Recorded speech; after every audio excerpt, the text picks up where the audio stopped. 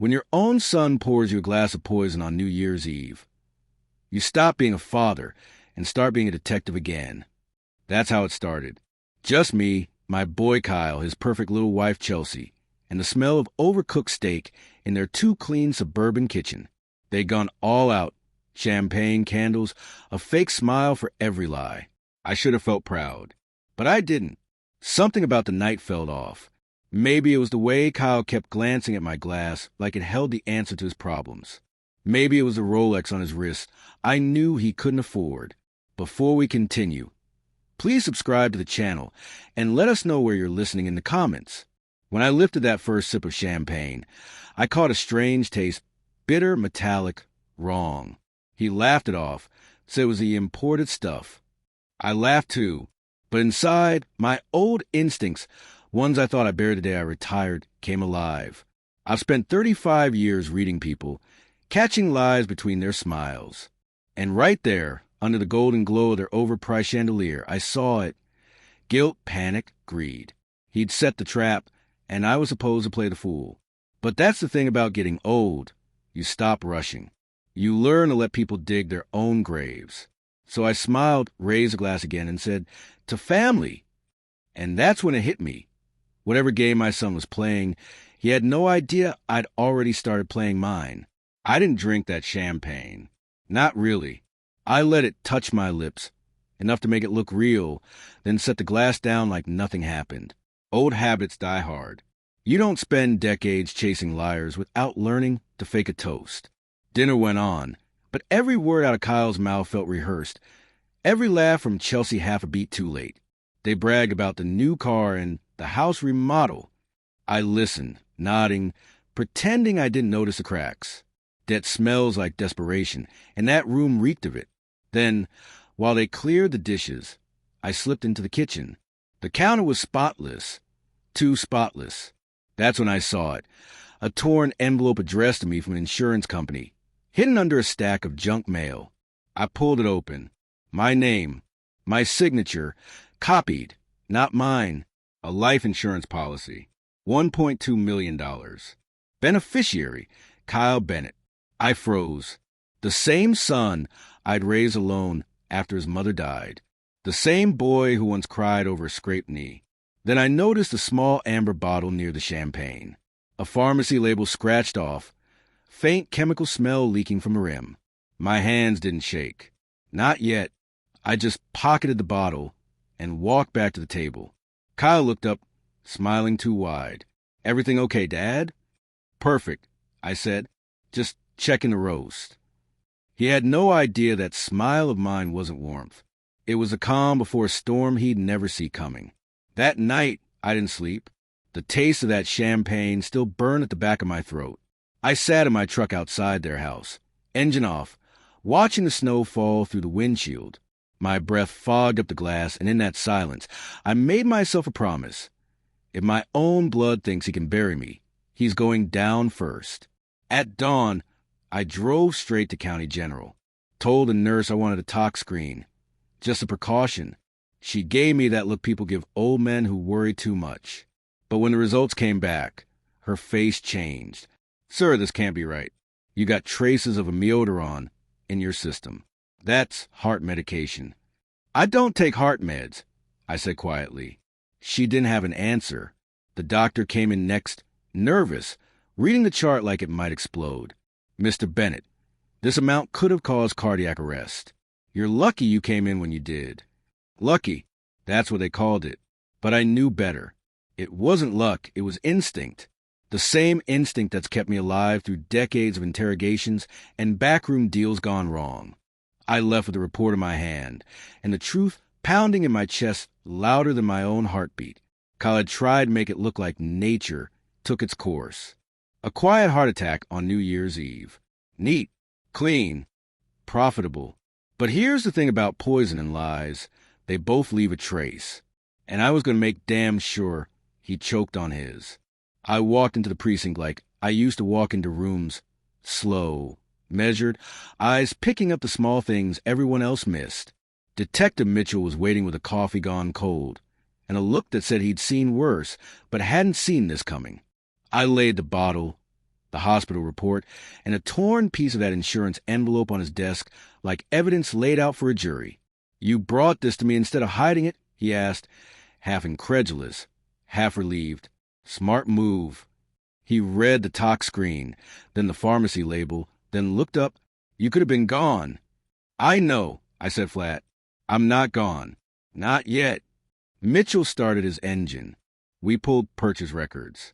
Seller turned over a transaction, a Miodoron, paid with a card registered to Kyle Bennett.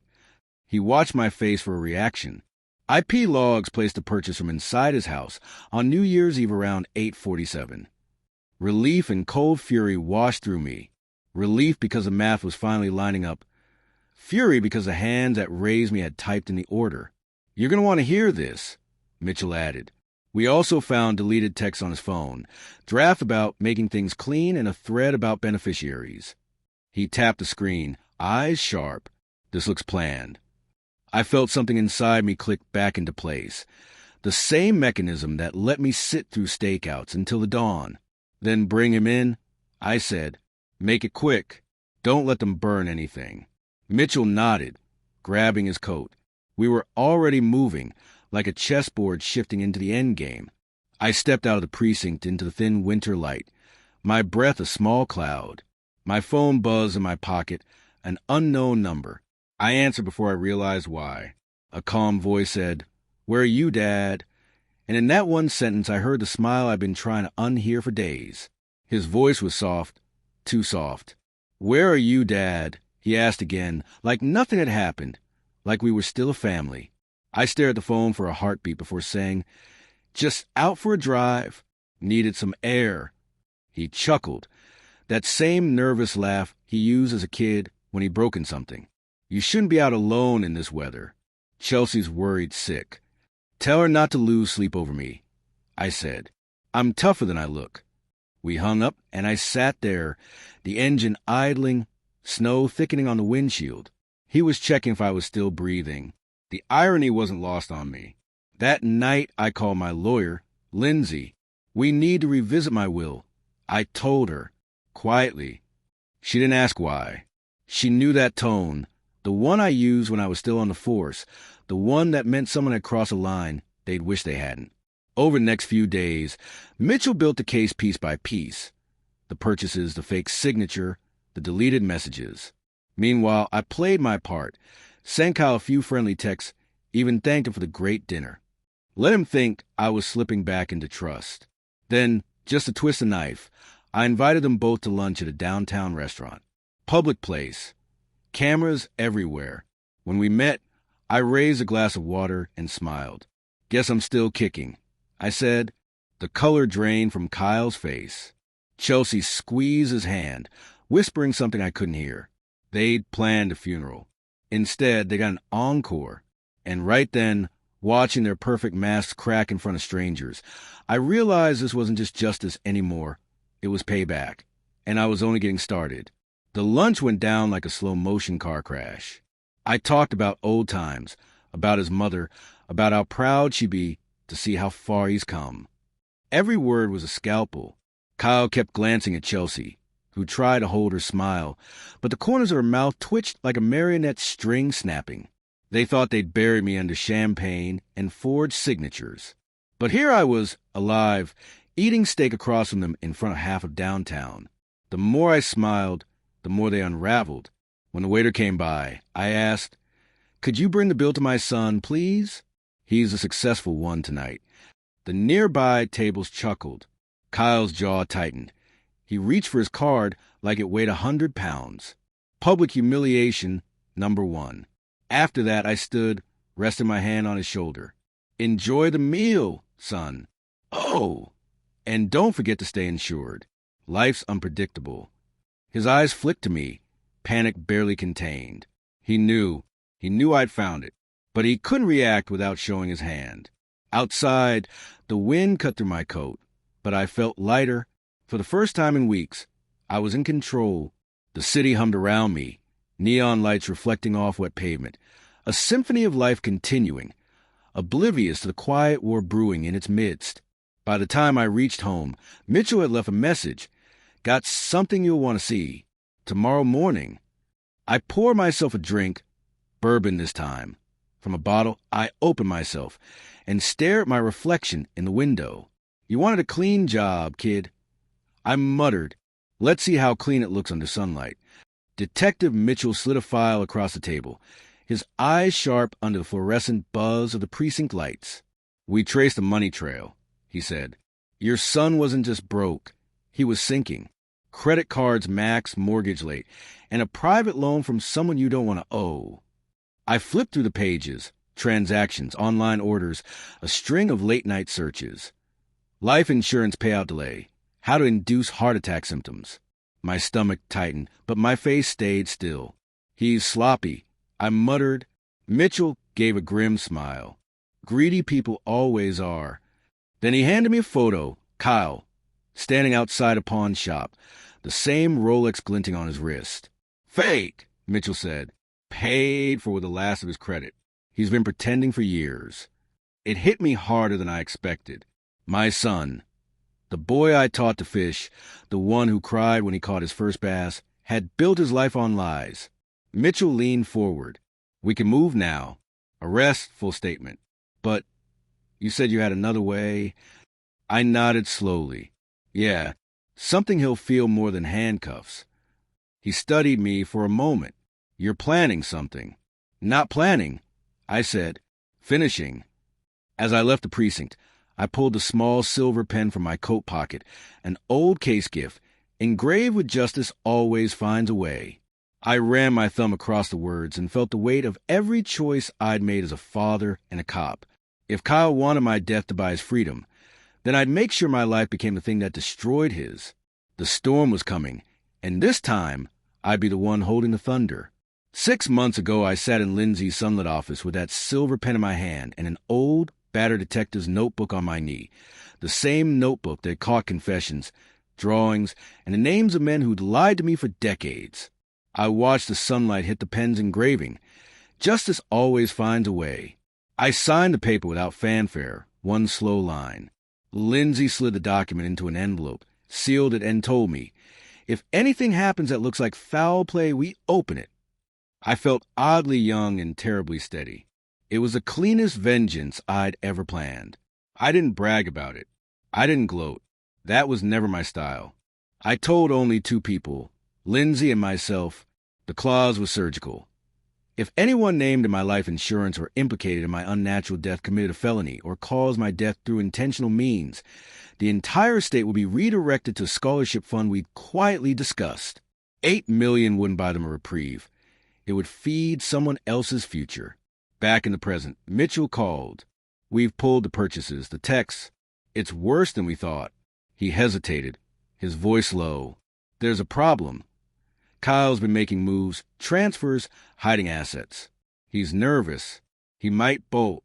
We can move in, but if they scatter the money, it complicates recovery. I could hear sirens in the distance, muffled like a TV in another room.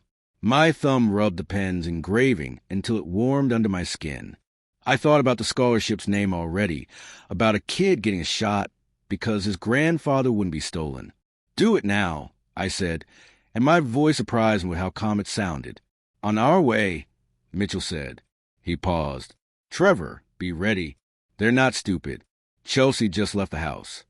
I sat very still, the notebook heavy in my lap, as if the paper itself might tip the scales. Outside, the day felt thinner, like someone had peeled a safe layer off the world. And then the phone buzzed again. A photo message from an unknown number. Kyle and Chelsea, keys in hand, walking toward their car. I drove to the old overlook above town, the place where I used to take Kyle when life still made sense.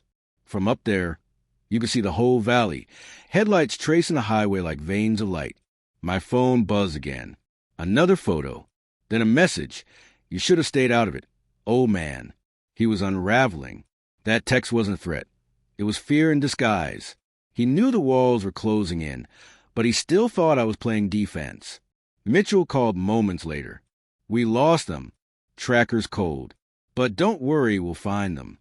I could hear the frustration in his voice, but I wasn't worried. Kyle was impulsive, predictable. He'd always return to the one place he felt untouchable, his own home. So I waited. Hours passed. City lights dimmed. Finally, just before dawn, headlights cut across the snow in their driveway. Showtime. I called Mitchell. "They're back," I said. "Copy that. Sit tight. We're moving in." But I didn't sit. I walked down the hill toward the house, slow and steady, each crunch of snow echoing a heartbeat I almost didn't have. Through the frosted kitchen window, I saw them arguing. Chelsea waving papers, Kyle pacing like a caged animal. Then, suddenly, he slammed a glass against the wall, shards scattering across the tile. I stepped closer, watching my reflection merge with his through the glass. For a moment, I saw the boy I raised and the man he'd become. And that's when I realized this wasn't just about survival anymore. This was about legacy. And I was going to make sure mine outlived him. I pushed open the back door and let the cold slap the warm from the kitchen. Just enough theatrics to make a man feel small in his own house. They didn't see me at first. Kyle was bent over the counter, hands on his head, Chelsea pacing like a caged bird. Papers fluttered across the island, bank printouts, frantic notes, the kind of wild math only people on the edge do. "Thought you could disappear?" I said, voice low, like I was reading off a script from an old case file. Kyle turned so fast his face went pale. For a second I saw that kid who used to hide under my truck when thunderstorms rolled through. Then the mask snapped back on. "You shouldn't be here," he spat. What did you do, Dad?" I set the little amber bottle on the counter where the light hit it and made it look like an accusation. "Found your receipt. Found the policy. Found a bottle with its label torn off." My thumb brushed a silver pen in my pocket. The feel of the engraving steadied me. "You always were terrible at hiding things." Chelsea lunged for the bottle. Kyle moved to stop her, and his knee knocked a stack of papers off the counter.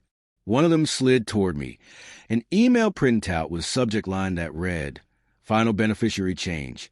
Immediate." My chest tightened. In my ear, my phone vibrated. Mitchell. I answered on speaker and let the call be the audience. "We're outside," he said. "Cars on the street. Don't make a move." I heard the radio click in the background. "All units, be advised. Subject are inside." Kyle's hand went toward his pocket, like a reflex. Time stretched. I could see the panic sweat under his collar, the way his fingers trembled. I kept my hands visible, palms out, an old policeman's play. "Don't," I told him softly, and that single word was heavier than a gavel. Then a shout cut through the kitchen, the unmistakable bark of a cop on approach, and everyone looked toward the front door. The front door exploded open with a shout. Mitchell's team in full stride, flashlights cutting through the dark. Kyle froze mid-motion, his hand still half buried in his jacket pocket. Chelsea screamed, a brittle sound that cracked the air. The next moments were chaos. Officers yelling, hands raised, the clatter of metal hitting tile. "Don't move!" Mitchell barked. Kyle dropped whatever he was holding. It skidded across the floor, landing near my shoe. A syringe, still capped. Not poison this time, just panic. Mitchell's eyes found mine as two officers pinned Kyle's arms behind him. "We've got enough," he said. "Forgery, attempted murder, insurance fraud, you name it." Chelsea sobbed in the corner, whispering, "Wasn't supposed to be like this." I knelt, picked up the syringe, and set it gently on the counter beside that same amber bottle. "No," I said quietly. "It never is." Kyle tried to twist toward me, his voice breaking through the handcuffs. "You set me up. You planned this." I stepped closer, meeting his eyes. "No, son, you planned it. I just stayed alive long enough to see it through." The officers led them out, their shadows stretching down the hallway. I stood alone in the kitchen, the echo of their footsteps fading, the smell of champagne and fear lingering in the air. Mitchell returned, resting a hand on my shoulder. "You okay?" "Better than I've been in years," I said, and I meant it. But as the door shut behind them, I glanced at the bottle one last time. The reflection in the glass was a relief. It was something colder, sharper. Justice had been served. But revenge still had one more scene to play. By morning, the house felt like a mausoleum. quiet, hollow, stripped of pretense. The flashing lights were gone, but the echoes of boots and radio chatter lingered in the walls. I sat at the kitchen table, the same one where I'd nearly been poisoned, and stared at the faint ring my untouched champagne glass had left on the wood. A perfect circle, like the end of a story that still hadn't quite closed. Mitchell came back a few hours later with coffee and a thin smile. "They broke fast," he said. "Chelsea's talking. Says Kyle forged your signature, bought the chemical online, and planned to dose you during dinner. He thought the insurance money would clear his debts. She claimed she didn't know about the poison, just the policy." "She knew," I said. "She always knew." He didn't argue. "They'll both face charges. You won't have to testify, but you could if you wanted to make a statement." I looked past him, out the window at the snow beginning to melt.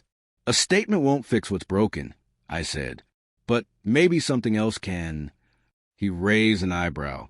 Meaning I didn't rewrite my will for nothing." Mitchell's lips twitched. "That clause you mentioned?" I nodded. 6 months ago. If my death involves a felony by any heir, all assets transfer to a scholarship fund under Lindsay's care. He let out a low whistle. "That's cold." "No," I said, standing slowly. "That's fair." He left soon after, and I poured myself a cup of coffee. Black, strong, alive. The bitterness felt good. Clean. Outside, the sun broke through the clouds for the first time in days. The light hit the empty chair across from me, and for a second, I saw Kyle sitting there as a boy, laughing with syrup on his chin. Then the image faded, leaving nothing but the silence, and the truth that sometimes justice doesn't heal, it just balances the scale. 2 weeks later, the courthouse smelled like old paper and regret. Reporters swarmed the steps, shouting questions no one wanted to answer. I watched from across the street, hands buried deep in my coat pockets, the cold biting through like penance. Kyle and Chelsea were led inside in handcuffs, their expensive coats hanging limp on their shoulders. The world finally saw them for what they were, actors without a script. Inside, I didn't say a word. I didn't need to. Mitchell's team had everything: emails, the forged policy, the pharmacy receipt, even surveillance from the restaurant. The prosecution didn't have to build a case. They just had to read the facts out loud. When the judge asked if I wanted to speak, I stood. My voice didn't tremble. "I love my son," I said. "I'd have given him everything I had." Turns out he wanted that too, just without the me part. A ripple went through the room. But I learned something. You can't save a man who trades love for greed. Kyle wouldn't look at me. Chelsea wept, mascara streaking like ink across paper. The verdict came quick. Guilty on all counts. Attempted murder. Fraud. Conspiracy. The kind of list that doesn't leave room for second chances. As they let him out, Kyle finally turned, eyes wild. "You think you won?" he shouted. "You ruined your own family." I met his gaze one last time. "No, son," I said quietly. "You did that all by yourself." The bailiff pulled him away, but the echo of his voice followed me out of the courtroom. It didn't sting. It sounded like closure. Outside, the crowd's questions blurred into noise. For the first time in months, I didn't feel hunted. I felt finished. And yet, deep down, I knew the story wasn't done, not until he understood just how far I planned ahead. The day after the verdict, I met Lindsay in her downtown office. The city outside her window moved like it always did, impatient, self-absorbed, unaware that someone's world had just collapsed. She slid a manila envelope across the desk. My name was typed in neat black letters. "It's time," she said. Inside was a copy of my will, the amended version. The trap I'd set before the first glass of champagne was ever poured. Lindsay smiled faintly, that lawyer's smile that hides satisfaction behind professionalism. The clause worked perfectly. The moment Kyle was charged with felony connected to your attempted murder, the estate shifted automatically to the foundation account. Every cent. Even the house? I asked. "Especially the house," she said. "It's already listed for sale. The proceeds go straight to the fund." I leaned back, exhaling. It wasn't joy. It was something heavier, steadier. The kind of peace that comes after a storm, when you're still not sure what survived. Lindsay hesitated, then added, "The media is calling it poetic justice.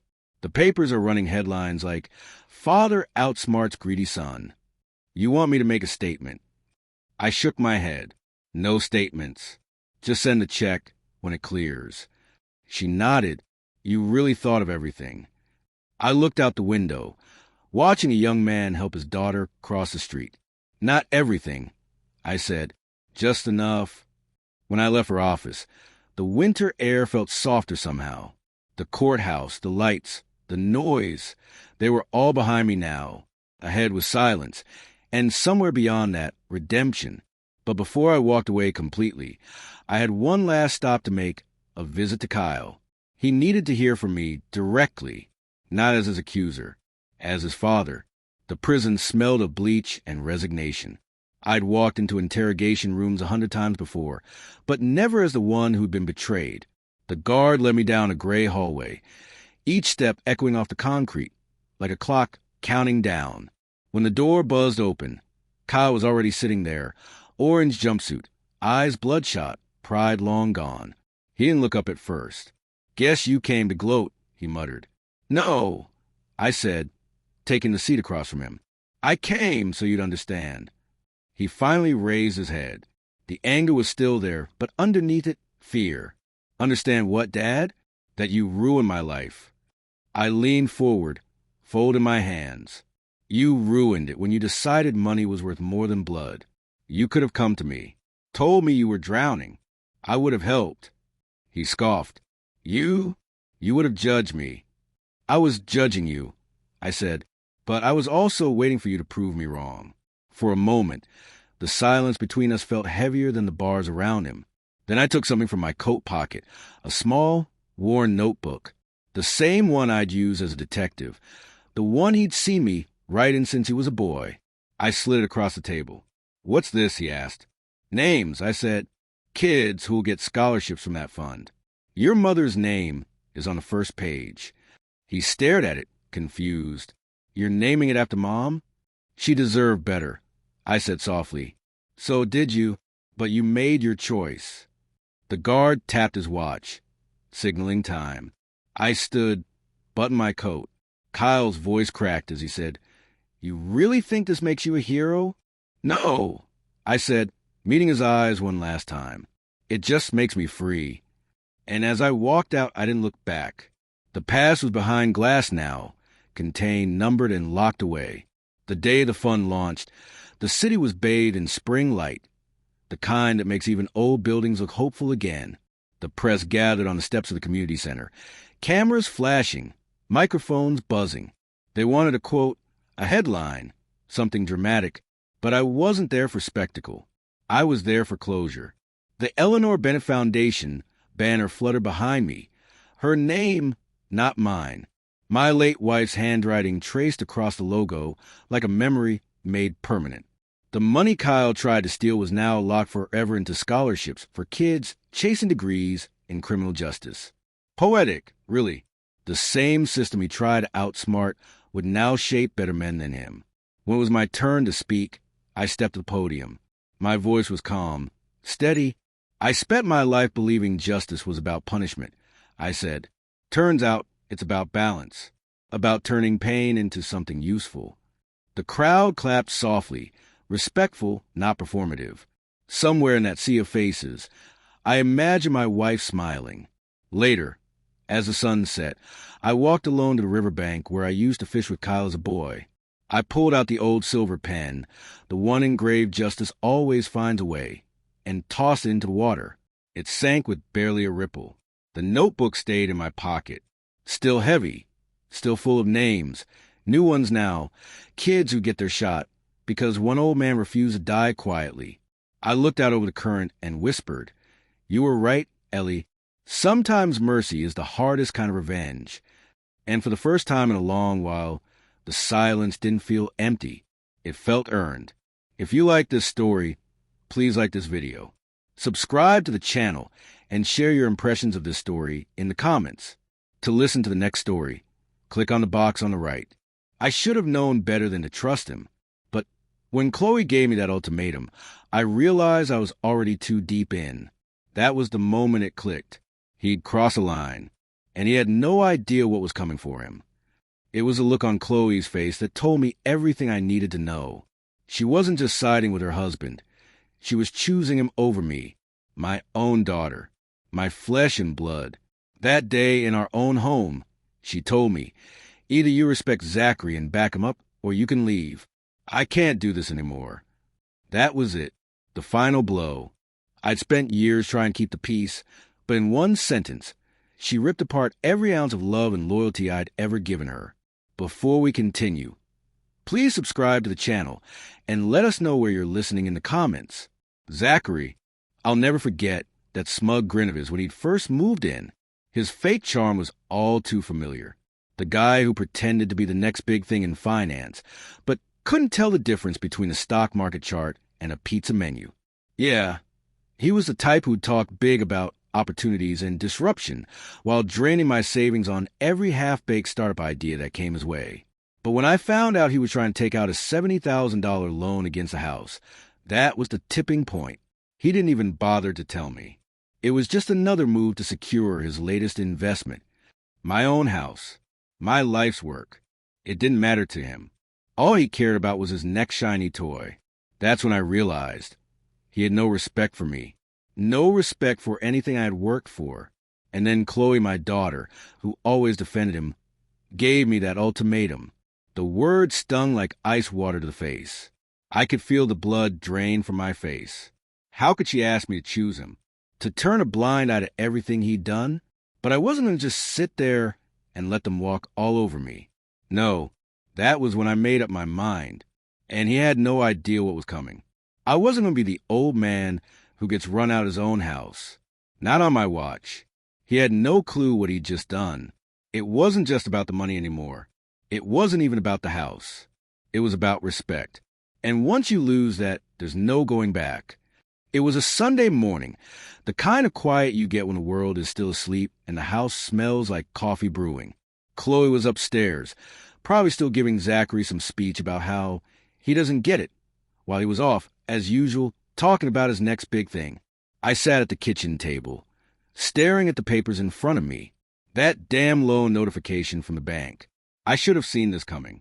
All the signs were there. The reckless spending, the schemes, the lies wrapped up in fancy presentations. But what really got to me was how he'd worked it. How he'd played Chloe into thinking he was the one with the answers. That I was just some old fool who couldn't see the potential. But I wasn't a fool. I'd spent decades in business, watching men like Zachary come and go. And I had one card left to play, the family trust. You see, when Grace was alive, we set up that trust for Chloe. She was supposed to inherit everything, but I was the only one who could manage it. I kept it a secret from everyone. No one knew the true scope of it, not even Chloe. But after the ultimatum, after hearing her side with him, it hit me. They weren't just after my house. They were after everything. I didn't need to sit on my hands and wait to be taken down. I had a plan. I picked up the phone and called Benjamin. He was my lawyer, an old friend from back in the day when I used to run a company, a sharp guy who knew his way around trusts and assets. He'd been working with me to make sure everything was in place, but now I needed him to help me move quickly. I told him I wanted to take immediate control. He agreed without hesitation. The next day, I froze Chloe's access to my credit cards, every single one. No more dinners at fancy restaurants. No more weekends spent at overpriced spas. And no more pretending everything was fine. I'd had enough. I wasn't just punishing her. I was showing her what life looked like without my safety net. But the real kicker, the real move that was going to change everything, I was going to buy Zachary's debt. All of it. I wasn't just going to let him bleed me dry. No, I was going to take that debt, turn the tables, and make it my problem. I was going to be the one calling the shots. Zachary thought he had me cornered. He had no idea I was already 3 steps ahead. And that's when it hit me. This wasn't just a financial battle. This was a war. And I was ready to win. I knew it was going to sting. But I never expected it to feel this good. The following week, was a blur of phone calls and meetings. Benjamin set everything up, made the necessary legal moves, and I prepared for the moment when I would pull the rug out from under them. I wasn't just sitting around hoping for a miracle. I was actively making things happen. No more waiting. No more letting Zachary play his games at my expense. I had spent decades building something meaningful, my home, my life, my family, and Zachary, he had no idea what he was messing with. This wasn't a game to me. This was my legacy. The trust wasn't just some account of investments. It was a reflection of everything I had worked for. And I wasn't about to let him or Chloe tear it all down. It was a Tuesday night when I did it. Chloe and Zachary had gone out for dinner. I knew because I had called the restaurant. The moment they walked out of the house, I moved in. I'd already made the calls, set the wheels in motion. The credit cards were already frozen, and the notification was sent. But the real punch came when I bought Zachary's debt. Every penny of it. The $85,000 he'd racked up, the money he'd drained from me over the years, now belonged to me. I was officially his creditor. I can still remember that moment when I received the confirmation email. I sat in the living room, staring at the screen. I wasn't just holding a piece of paper. I was holding the power to change everything. The whole game was mine now. But the real blow came later that evening. Chloe came home, her heels clicking down the hall, her voice trailing behind her. She was talking about some ridiculous trip Zachary had planned, something to do with a business venture in Miami. And then, without warning, I made my move. I walked into the living room and handed her the statement. The one from the bank showing the loan had been canceled, the one where I took over Zachary's debt. I said nothing at first, just let the reality sink in. Chloe took the paper from me, her face flushing with disbelief. How? How did you do this? She asked, her voice cracking. You didn't think I was just going to sit by and let you ruin everything, did you? I replied calmly, watching her face morph from confusion to anger. I took control. You're not the only one who can play the game. The look on her face was priceless. She was stunned, confused, and a little scared. For the first time in a long while, I could see the cracks in her armor. Zachary, that smug son of a, he had no idea what was coming for him. He had no clue I was already in control. But it wasn't over. Not by a long shot. This was just the beginning. And they were about to learn what happens when you cross the wrong man. He won't be laughing for long. I muttered to myself as I sat back in my chair, the weight of what I'd just done settling in. And that's when I realized there was no going back now. I had to show them. I had to make them feel the weight of what they'd done. It didn't take long for the consequences to set in. The very next morning, I could hear Chloe and Zachary arguing from the top of the stairs. Their voices, sharp, panicked, cut through the silence of the house. I knew it was coming, but hearing them scramble, trying to make sense of what I'd done, was a whole different feeling. I sat at the kitchen table, sipping my coffee slowly, letting the tension build. The fact that I had just pulled the rug out from under them, shutting down their plans, their access to my finances, was still settling in. There was something almost satisfying about it. They hadn't seen it coming. I could almost hear Zachary's mind racing, trying to figure out how to get out of this one. I wasn't about to make it easy for him. The first confrontation came when Chloe stormed into the kitchen, her face flushed with frustration and anger. She didn't say anything at first, just slammed the paper down on the table, her eyes burning with fury. I didn't flinch. I didn't need to. Dad, what the hell did you do? She demanded. The desperation in her voice was palpable. She was no longer the confident, defiant daughter who thought she could get away with anything. She was realizing that the game had changed, and she wasn't in control anymore. I took a breath, setting my coffee down gently. I did what needed to be done, I said calmly, meeting her gaze without backing down. You had a choice, Chloe. You could have respected me, respected your family. But instead, you chose him. And now you're going to learn the consequences. Her eyes flicked to the door, where Zachary had appeared, his face twisted in confusion and anger. He had always been quick to try and play the victim. But this time, there would be no playing around. You don't have a right to do this, he spat, stepping into the room. This is my business, my life. You can't just mess with everything like this. I stood up slowly, my eyes narrowing on him. There was no more tolerance left. You don't get it, do you, Zachary? You thought you could play me. You thought you could drain me dry and get away with it. But the truth is, I'm the one with the power here, not you. His face turned red with anger, and I saw the flash of panic behind his eyes. He was used to getting his way, used to manipulating people into doing what he wanted. But for the first time, the tables had turned, and it was beautiful. Chloe's expression faltered. She had always defended him, but now she was standing there unsure. She wasn't used to seeing me like this, and it was hitting her harder than I expected. For the first time, she was seeing the man behind the father, the one who wasn't afraid to protect what was his. Dad, please. Chloe's voice softened, but I wasn't buying it. We didn't mean for it to get this far. You didn't mean for it to get this far? I repeated, shaking my head. You've been making choices for years. You've been supporting him, letting him pull you further into this mess. You've ignored everything I've tried to teach you about responsibility. I could see the guilt creeping into her eyes. But I wasn't going to let up now. You want to fix this? I asked, my voice stern. Then you'll start by facing the consequences. Zachary's debt is now mine. And trust me, you'll work it off, all of it. Chloe opened her mouth to protest, but I cut her off. You got to earn your way back. And if Zachary thinks I'm going to just let him off the hook, he's got another thing coming. Zachary opened his mouth to argue, but I could see the fear in his eyes now. He was starting to understand the gravity of what had just happened. I had them both cornered. The power had shifted. This was just the beginning. You think you got control? I muttered under my breath as they left the room, still reeling. No, I'm in control now. And for the first time in years, I felt that old spark, the one that told me I was going to win this battle. When you make a move like I did, you better be ready for the backlash. And believe me, I was ready. The following days were filled with tension. Chloe's anger simmered beneath the surface. But what really caught my attention was Zachary's change in demeanor. He'd gone from cocky, charming, smooth-talking guy to someone who was visibly rattled. Every conversation we had, every look he shot my way, screamed one thing: panic. I didn't care. He had to learn the hard way. Chloe, on the other hand, was a different story.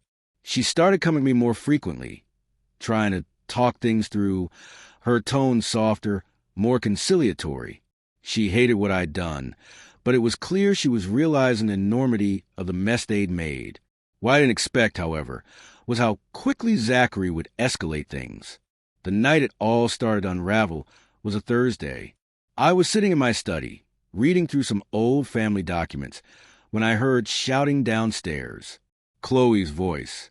Zachary's voice. It was familiar, loud, angry, but now it had a different edge. This time, it wasn't a petty argument about money or something trivial. It was raw, desperate.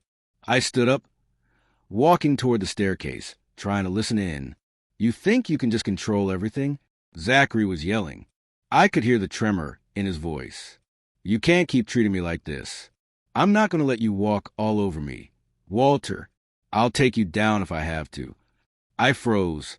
The nerve of this guy. He was threatening me, my own daughter's husband. But I wasn't about to flinch. I didn't say a word. I just stood there for a moment, letting the sound of his rage wash over me.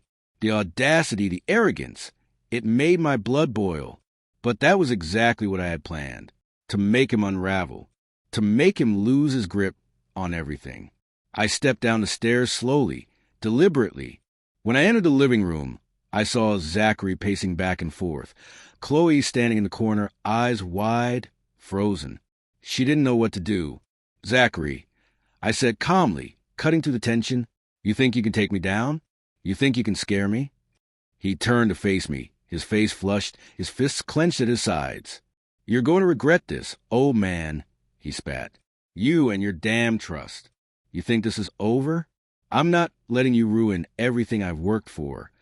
I walked further into the room, my eyes locking onto his. You've worked for? You've done nothing but waste my money, waste my time, and drag my family into your mess. You don't get to play the victim anymore.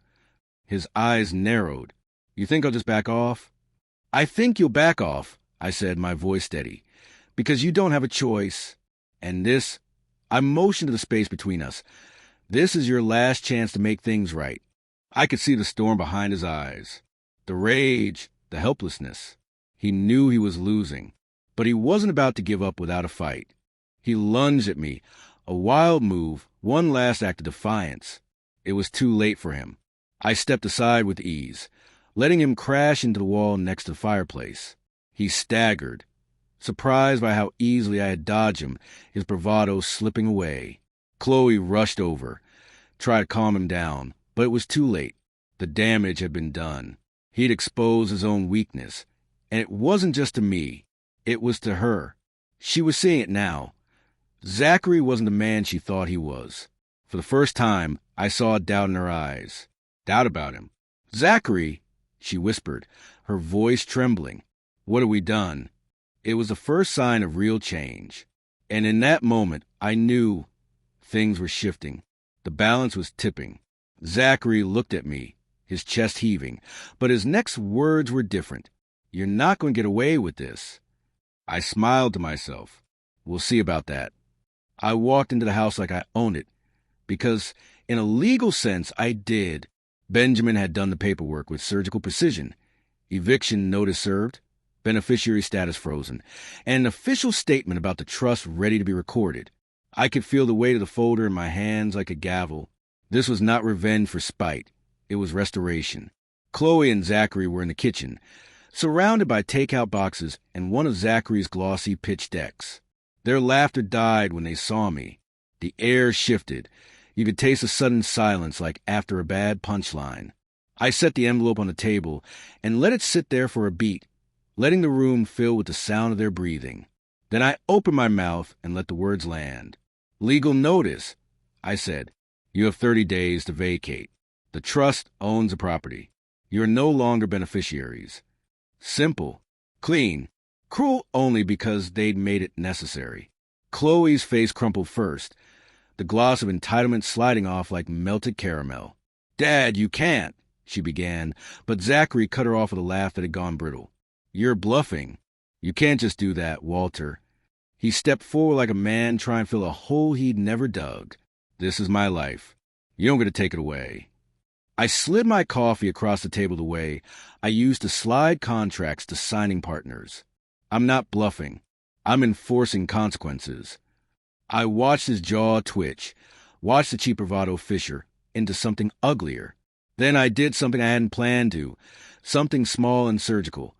I took a printed copy of the trust declaration, the one no one knew existed, and pinned it to the front door with a note in bold letters, property held in the Walter/Late Grace Trust. Unauthorized occupancy subject to eviction. I stepped back and let the neighbors do the rest. Within an hour, Mrs. Alvarez from next door was peering over the hedge, phone already in hand. By supper, the neighborhood WhatsApp was alive. People I'd waved to at morning church now knew there was a split in the household. Rumors spread faster than spilled coffee. For the first time since Zachary moved in, his image took a hit in public. He tried to laugh it off, call me every name in the book, then made the mistake of storming out, slamming the screen door so hard the glass rattled.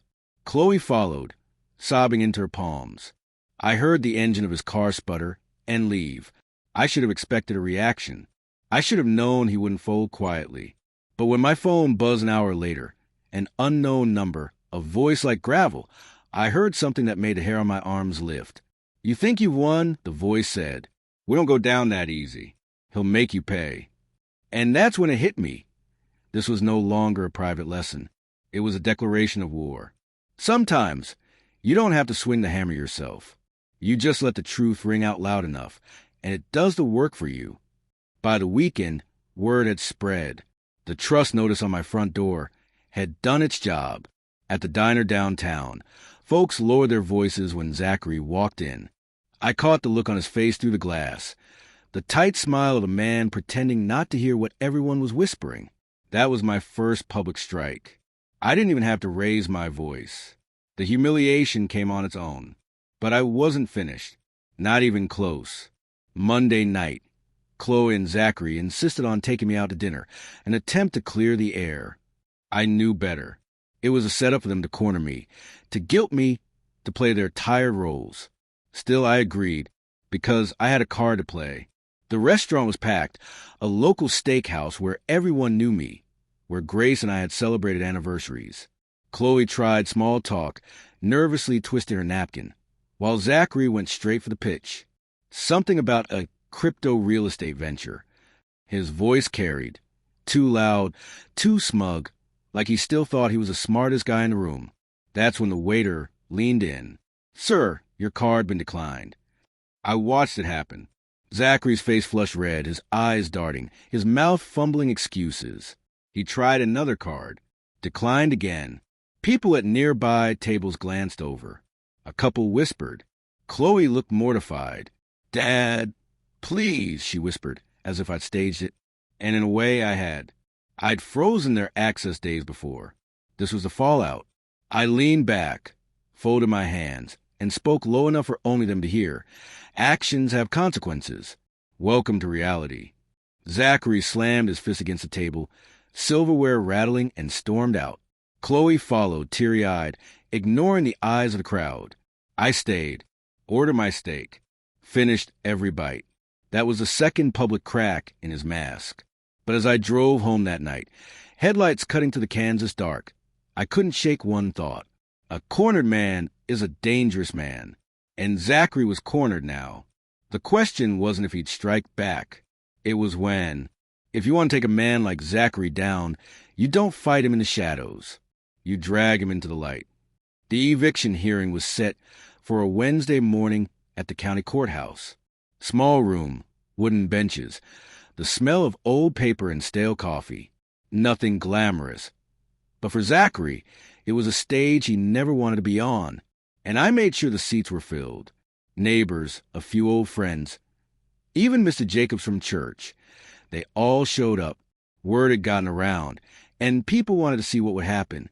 I could feel their eyes on us as we sat across from each other, the tension like a coiled spring.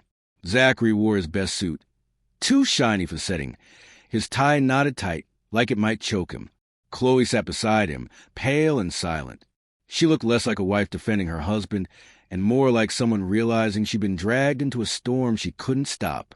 When the judge asked for opening remarks, Zachary puffed up, tried to spin a story about being the real provider, about how I was unfairly controlling assets. His voice echoed, too polished, like a pitch deck turned into testimony. But the cracks showed, stammering when pressed for details, fumbling when asked about debt. Then Benjamin stood, calm as a stone, and laid out the trust documents. Crystal clear, ironclad, every signature, every clause, every protective measure Grace, and I had built. He didn't raise his voice. He didn't need to. The truth was devastating enough. I watched Zachary's confidence melt, watched sweat bead on his forehead as the judge confirmed what I already knew. The house, the assets, the trust, all mine to control. And then came the best part. The judge's ruling was read aloud, officially marking Zachary and Chloe as tenants with 30 days to vacate. Public record. Everyone in that courtroom heard it. Zachary slammed his fist against the table, muttering under his breath. But it didn't matter. His empire of lies had been stripped bare in front of an audience. I didn't smile. I didn't gloat. I just stood, gathered my papers, and walked out into the Kansas sunlight. That was the third and most brutal humiliation, and it was only the beginning of his fall. There's a sound when a man's world caves in. It's not thunder. It's not shouting. It's silence, the kind that tells you he's finally realized it's over. 2 weeks later, the movers came. I stood on the porch, coffee in hand, as strangers carried Chloe's designer furniture and Zachary's cheap leather recliner out the front door. The neighbors slowed their cars as they passed, some shaking their heads, others whispering. It was a spectacle, and Zachary hated every second of it. He barked orders at the movers, his voice cracking with desperation, like yelling could glue his world back together. Chloe trailed behind, arms crossed, her eyes red from crying. For once, she wasn't defending him. She wasn't saying anything at all. By evening, the house was quiet again. Their things were gone. My home, Grace's garden, her sunlit workshop, was safe. But the silence wasn't peace. It was aftermath. I knew where they landed. A cramped apartment on the edge of town, one of those places where the paint peels and the walls are thin enough to hear your neighbor's arguments. Zachary went from visionary investor to a man with no credit, no backing, and a mountain of debt he owed to me. And that's when the calls began. Chloe's voice, shaky on the other end of the line. Dad, I don't know what to do. He's not the man I thought he was. He's angry all the time. He blames me. I closed my eyes, letting her words sink in. I'd warned her for years. Now she was finally seeing the truth. But this wasn't the time for, I told you so. This was the moment to let the lesson cut deep. Chloe, I said quietly, you made your choice. Now you have to live with it. Actions have consequences. She didn't argue. She just cried. Meanwhile, Zachary tried to save face. I heard he'd shown up at a local bar, bragging about a new deal, only for the bartender, an old friend of mine, to remind him he couldn't even cover his tab. That humiliation spread faster than any rumor. The empire was gone. The respect was gone. Even Chloe was slipping from his side. And me? I wasn't done yet, because the real lesson was still to come. Sometimes revenge isn't about destroying a man. It's about forcing him to look in the mirror and see what he's become. It was a gray morning when Chloe called again. Her voice was calmer this time, steadier, like she crossed some invisible threshold. Dad, can we meet? Just the two of us. We met at a small cafe off Main Street, the kind of place where Grace and I used to share pie on Sunday afternoons. I sat at a corner booth, the smell of burnt coffee and cinnamon rolls filling the air, when Chloe walked in. She looked tired, older somehow. Life had been teaching her lessons Zachary never could. She slid into the booth without a word. For a moment, we just sat there, the silence heavy but necessary. Then she spoke. I know what you did. The debt, the trust, all of it. Was it you? I met her eyes, steady. Yes, I bought his debt. Every cent of it. He owes me now, not the banks. And he's going to pay it back.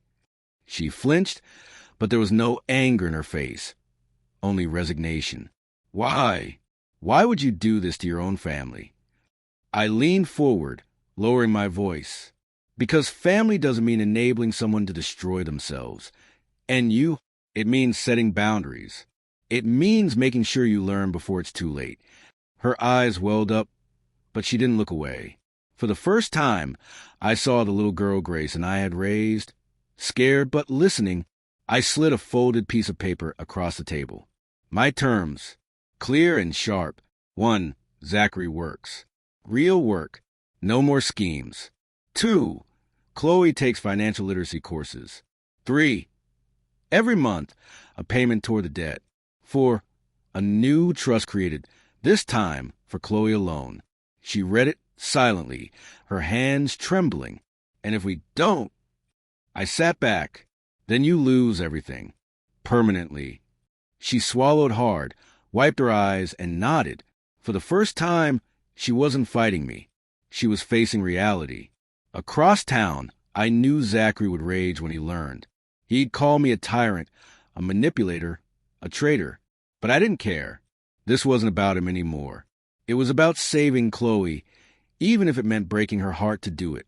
The thing about giving a man like Zachary terms is he'll see it as a trap, even when it's a lifeline. Sure enough, when Chloe brought in the paper, the storm erupted. I wasn't there, but I heard every detail from her voice on the phone later. He'd crumpled the sheet, thrown it across their apartment, and shouted so loud the neighbors banged on the walls. Your father's trying to own us, he screamed. He want me crawling on my knees. Chloe's voice shook as she repeated it to me. But I could also hear something new in her tone. Shame.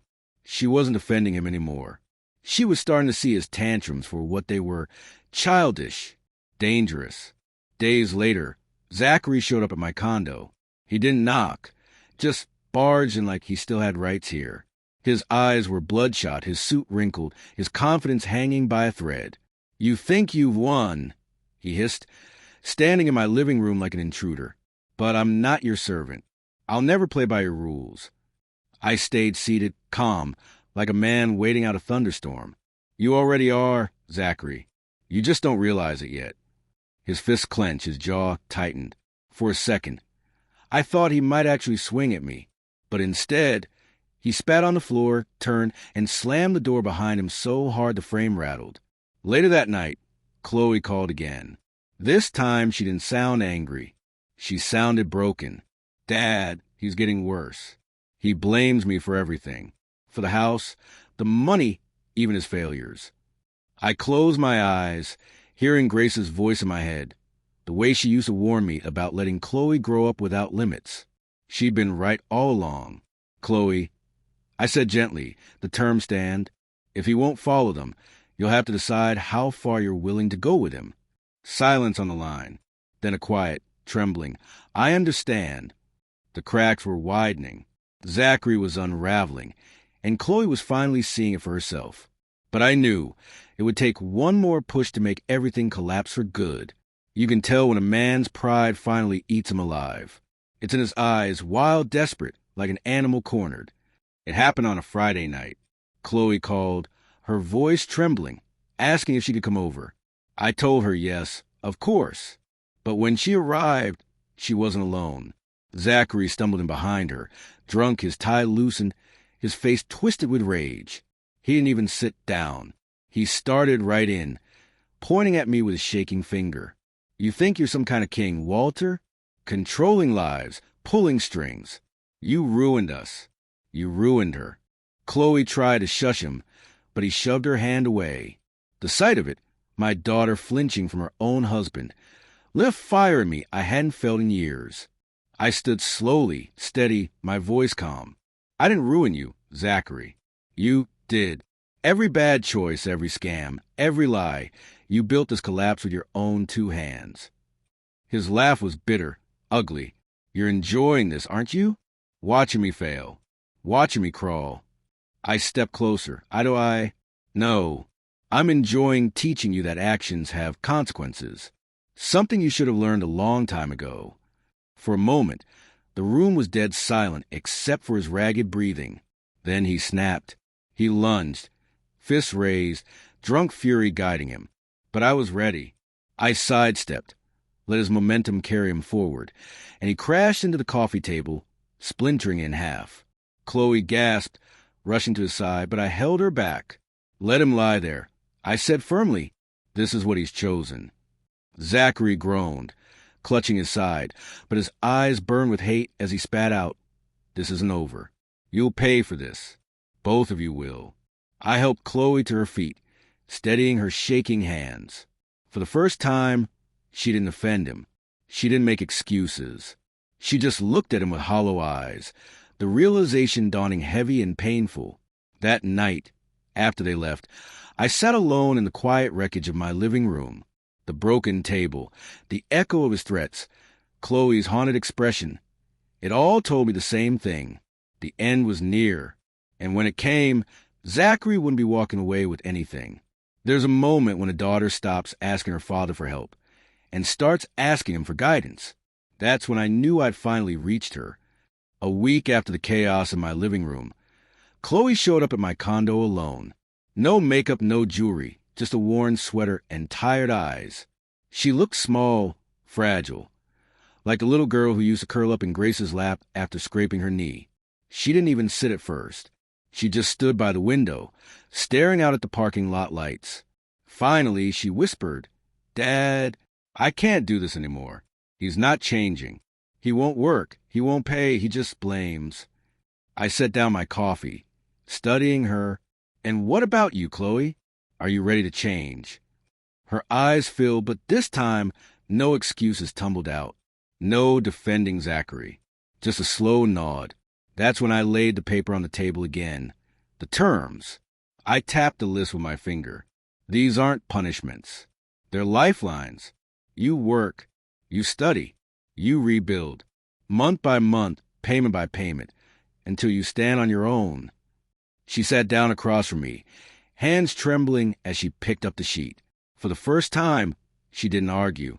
She signed it right there in my kitchen, the same spot where Grace once taught her how to balance a checkbook. The memory hit me like a wave, and for a moment I had to steady myself. Chloe slid the paper back to me. I'll start Monday. A real job. Not for him, for me. I nodded, pride welling in my chest. It wasn't victory, not yet, but it was the first real step. As she left that night, I stood by the window and watched her car disappear into the dark. For the first time in years, I felt hope, sharp, fragile, but real. Zachary, meanwhile, was crumbling faster than I could have predicted. He'd lost his grip on Chloe, on the house, on his reputation. And soon, he'd lose the last thing he had left: control over himself. Because once a man like that starts falling, he doesn't stop until he hits the bottom. Some men fight to the end. Others just rot in their own failures. Zachary chose the second. By the time October rolled around, the cracks in Zachary's mask were impossible to hide. Word was out in town. The big-talk investor was living in a shoebox apartment, scraping by on Chloe's new paycheck at the grocery store. Every time he walked into a bar, heads turned, whispers followed. His swagger was gone, replaced by bitterness that clung to him like smoke. Chloe, on the other hand, was different. She called me after her first shift at the store, her voice nervous but proud. "Dad, I made $50 today.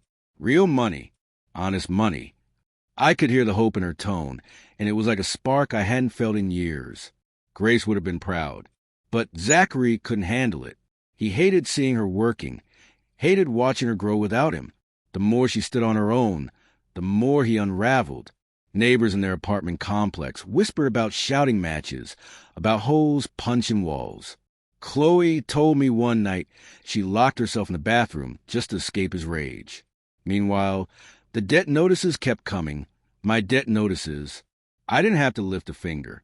Every envelope, every phone call was a reminder that he no longer ran the show. I did. One evening, Chloe stopped by my condo after class. She looked tired but determined. "He's losing it, Dad. He drinks all night, sleeps all day. He keeps saying you ruin his life." I shook my head slowly. "No, Chloe. I just stopped letting him ruin mine. The rest? That's all him." Her eyes watered, but she smiled through it. "I get it now. I finally get it." Zachary, meanwhile, was spiraling fast. His pride was gone, his grip on Chloe slipping. His so-called empire turned to ashes. And I knew. It was only a matter of time before he crashed completely. And when he did, I'd be there to make sure he never rose again. When a man has nothing left to lose, that's when he's the most dangerous. But it's also when he's the easiest to break. It was late November when the final spark lit the fire. Zachary showed up at my condo unannounced again, this time reeking of whiskey, his eyes bloodshot and wild. He didn't knock. He pounded. The kind of pounding that makes the doorframe tremble. I opened the door slowly, steady as ever. "What do you want, Zachary?" He shoved past me, nearly tripping over his own shoes. His words slurred, but his anger sharp as broken glass. "You took everything from me. My house, my wife, my reputation. Hell, even my damn credit score. You think you've won." I stayed calm, arms folded. "I didn't take anything. You threw it all away. I just made sure you couldn't drag Chloe down with you." That cut deep. He lunged again, closer this time, his face inches from mine. "She was mine. You hear me? Mine." I shook my head, almost pitying him. "She was never yours, Zachary. She's her own person, and she's finally starting to see it." He froze, and for a moment, the rage slipped. His eyes darted, lost, desperate. That was the crack I'd been waiting for. Behind him, the door creaked open. Chloe stood there, pale but strong, having followed him here. She'd heard every word. "Zachary," she said quietly, "I'm done." Her voice broke him more than anything I could have said. His shoulders slumped, his bravado evaporated. For the first time, he looked small, like a child caught in his own lies. He turned toward me, his voice hoarse. You'll regret this, old man." But I didn't flinch. I looked him dead in the eye. "No, Zachary, you'll regret it. Every day, from here on out. He staggered toward the door, Chloe stepping aside without touching him. He left without another word, the hallway swallowing his footsteps. I knew then it was almost over. The stage was set, and soon the final act would deliver the justice he'd never forget. Revenge isn't always fire and fury. Sometimes it's silence. Sometimes it's watching a man choke on the ashes of the life he burned himself. December brought closure. Chloe mailed me her first check, $250 from her new job. Small on paper, but to me, it was monumental. Proof she was building. Proof she could stand without leaning on the lies Zachary fed her. I held that check in my hand longer than I should have. The ink smudged where she'd written her name. Grace would have smiled. And Zachary? He was finished. Word around town was that he'd tried one last pitch at a local investors group, standing in front of a whiteboard with his usual buzzwords. But no one bought it this time. They'd all heard the story. They knew the debt, the eviction, the decline. When he stumbled over his slides, someone in the back laughed. The sound rippled through the room until Zachary stormed out, red-faced, humiliated. That was his final stage. Public humiliation, stripped of dignity. The man who once called himself an entrepreneur, now reduced to a cautionary tale whispered in coffee shops and bars. Meanwhile, Chloe began to bloom. She called me after work, talking about her classes, about saving money, about maybe renting her own small place one day. There was hope in her voice. Real hope. One evening, I stood alone in Grace's old garden. The roses had withered in the cold, their thorns bare against the winter air. I picked one brittle stem and held it. That garden was the first thing Zachary wanted to destroy, for a pool. Now it stood as proof that some things are worth protecting, even if it means drawing blood. I closed the gate behind me, the metal clicking shut like a chapter ending. Zachary had lost everything. The house, the respect, the power, and most of all, Chloe. And I had kept my honor intact. That was my revenge, not just breaking him, but saving her. And as I walked away from the garden, I knew one truth would follow him forever.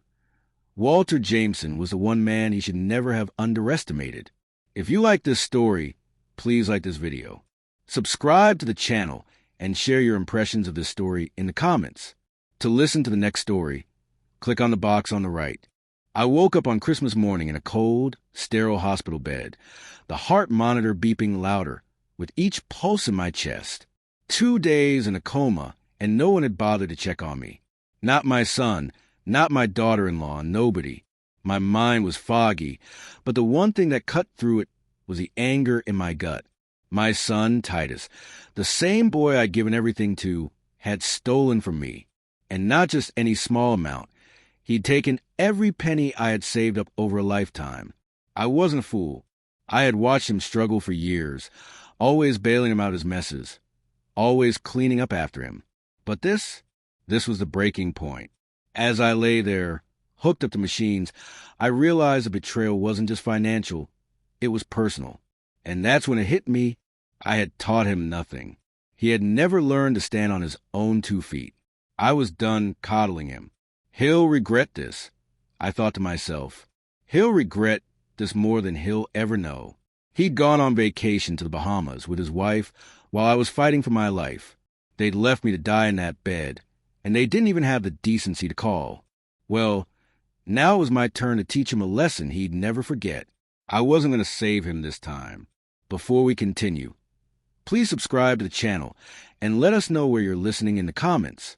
Titus had no idea what I planned. He thought he could just take what was mine and run off like it was nothing. But now I was awake, and the game was over. I wasn't his backup anymore. This was my moment. I wasn't going to chase him down, begging him to come back, or explain to myself like I had before. No, I was going to do something he'd never expect. Something that would leave him with no way out. And when I was done, he would understand what it really meant to lose everything. But first, I needed to take one last look at that house.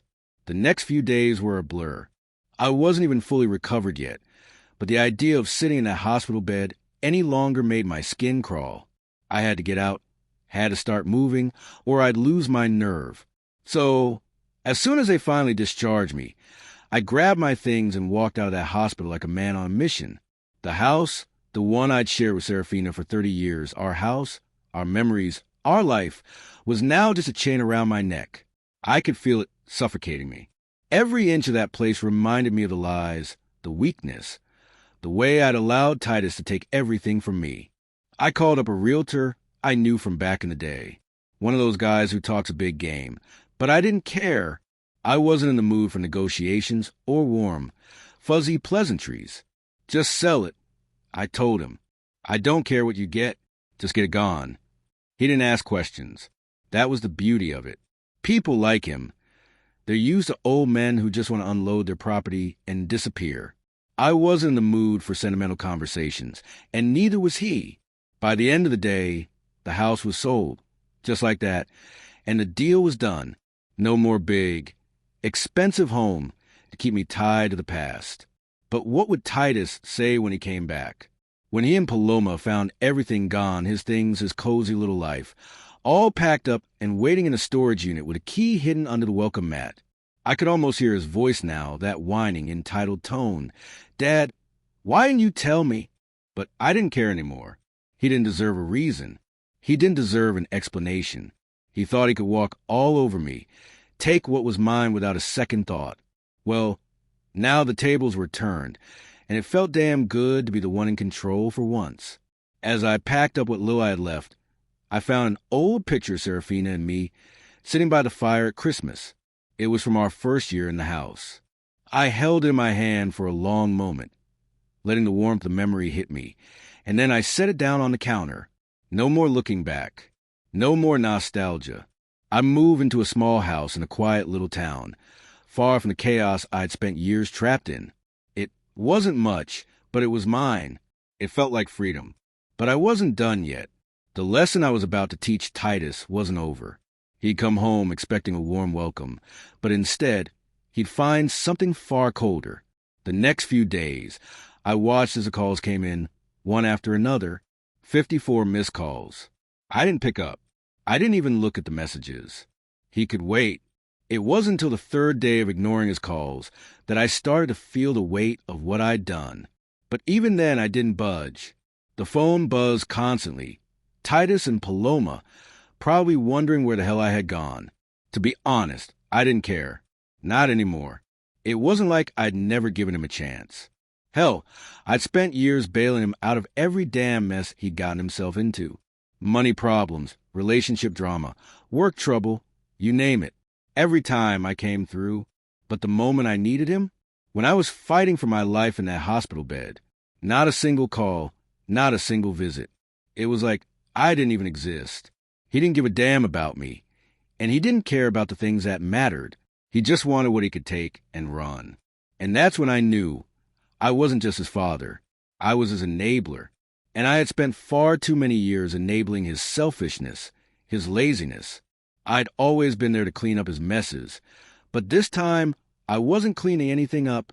This time I was drawing a line in the sand. By the time I got settled into the little house in the next town over, the reality of my decision started to hit me. It wasn't just about selling the house or moving out. It was about changing everything.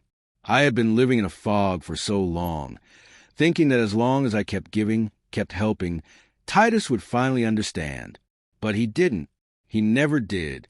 The sound of the phone vibrating on the counter was almost deafening. I ignored it again. There was something almost sweet about the silence that followed. I could hear the wind rustling through the trees outside, and it reminded me of the days I spent with Serafina, sitting on the porch, just talking about life. Simple, quiet moments, something I hadn't felt in years. I was putting the past behind me, but Titus, he was still in the past, clinging to that idea of being my little boy, the one who could always count on me. But he wasn't a boy anymore. He was a grown man, and it was time he learned that. The next morning, the phone rang again. It was 10 a.m. I let it go to voicemail. When I checked the message, it was Titus, his voice frantic. Dad, where the hell are you? We've been calling for days. Why did you sell the house? What's going on? We need to talk. Please pick up the phone. The desperation in his voice was almost enough to make me second-guess myself. Almost. But then I remembered what had got me here. What had got me to this point.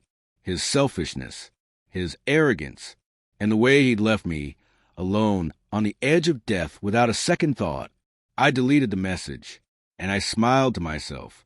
This was the moment I'd been waiting for. The days dragged on, but I found a peace in the silence. The constant buzzing of the phone was like a background noise I was learning to ignore. I spent my time doing small things, setting up the fire, making simple meals, cleaning the new house. It wasn't much, but it was enough. For the first time in years, I wasn't rushing to fix someone else's mistakes. I wasn't bailing anyone out, but I could feel Titus getting closer. It was only a matter of time before he showed up. He wasn't the type to just let things go. He was too entitled for that. He thought the world owed him something. Hell, he probably thought I'd just pick up the phone and everything would be back to normal. But I wasn't going to make it easy for him. Not anymore. The phone rang again. Another day, another call. This time, I didn't even check the voicemail. I didn't need to hear his voice, pleading for me to come back, for me to fix it. I already knew what he would say. Dad, you're overreacting. It's just money. We'll work it out. Please, just come home. But the thing was, it wasn't just money. It was trust. It was respect. And he had burned both of those. I wasn't going to let him just walk back into my life like nothing had happened. I wasn't a safety net anymore. I pulled the key out from under the welcome mat. The same key I'd left for him to find. The one to the storage unit where I'd put all their things, his Palomas, everything. The key had been waiting for him, and now I was just waiting for him to take the bait. I could picture in my mind the look on his face when he walked through that door, saw the empty rooms, the cold, silent house. He'd be confused at first, maybe even a little angry, and then he'd find the note that would explain everything. Everything I had been trying to teach him for years. I wasn't just taking his house away. I wasn't even just taking his comfort away. I was taking away his excuses. I was making him face the reality he had been avoiding for far too long. The reality that he wasn't a child anymore. The reality that life wasn't going to hand him anything. He had to work for it. That night, I sat in front of the fire. The crackling was filling the quiet room. The only sound, the only movement, was a flame dancing in the hearth. The next morning, I heard a car pull into the driveway. I didn't look out the window. I didn't need to. I knew exactly who it was. It was time. I took a deep breath, stood up, and walked toward the door. This wasn't going to be easy, but it was necessary. When I opened that door, I wasn't going to be the father he thought he knew. I wasn't going to be the man who'd let him get away with everything for so long. I was going to be something else.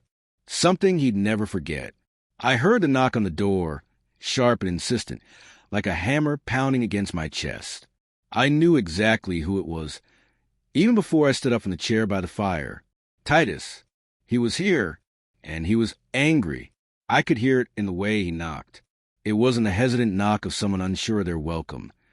It was the sound of a man demanding something he felt entitled to. I took my time getting up. There was no rush. I didn't need to be hasty. I had already made up my mind. When I opened that door, it wasn't going to be with a warm embrace of a father who missed a son. It was going to be the cold, hard stare of a man who had been betrayed and wasn't going to take it anymore. I stood there for a moment, just listening to the wind outside, feeling the weight of the decision settle into my bones. And then, with deliberate slowness, I walked to the door, gripped the handle, and pulled it open. Titus stood there, looking like he always did, slightly disheveled, wearing that damn hoodie, hands shoved into his pockets. But there was something different about him now.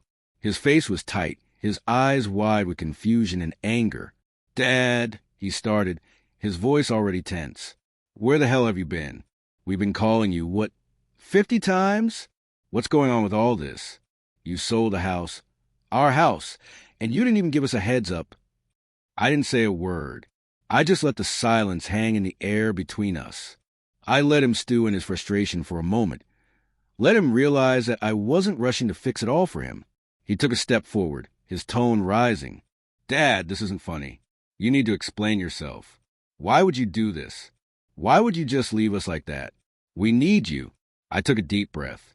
No, Titus, I said slowly. You needed me, and I always came through. But now, I'm done being the one who fixes everything for you. His face twisted in disbelief. What are you talking about? You can't just leave us high and dry. What do you expect me to do? I didn't ask for any of this. The nerve of him. He never asked for it. He never thought he had to. He thought I'd always be there to pick up the pieces, no matter how many times he messed up. But now, the truth was sinking in. No, you didn't ask, but you took. And you never once thought about what I needed, did you? I let that hang in the air for a moment. You took my money, Titus. You took what I worked my whole life for, and you ran off to the Bahamas while I was in a hospital bed, fighting for my life. He looked like I'd slapped him. For a moment, there was silence, and I saw the wheels turning in his head. But then the anger flared again. This isn't about the damn money, is it? You're just punishing me. Why didn't you tell me what you were doing? Why didn't you just let me explain? I didn't need an explanation, I said, my voice steady but cold. I needed you to grow up. His eyes widened. But before I could say anything more, I stepped aside and motioned for him to come in. Come on in, son. There's something I want you to see. He hesitated for a moment, but then pushed past me, walking into the living room. His eyes darted around the empty space, confusion spreading across his face. Where's everything? Where are my things? My stuff, my clothes, the TV? His voice was rising now, panicked. I let him panic for a few seconds, watching his eyes scan the empty room, his jaw tightening.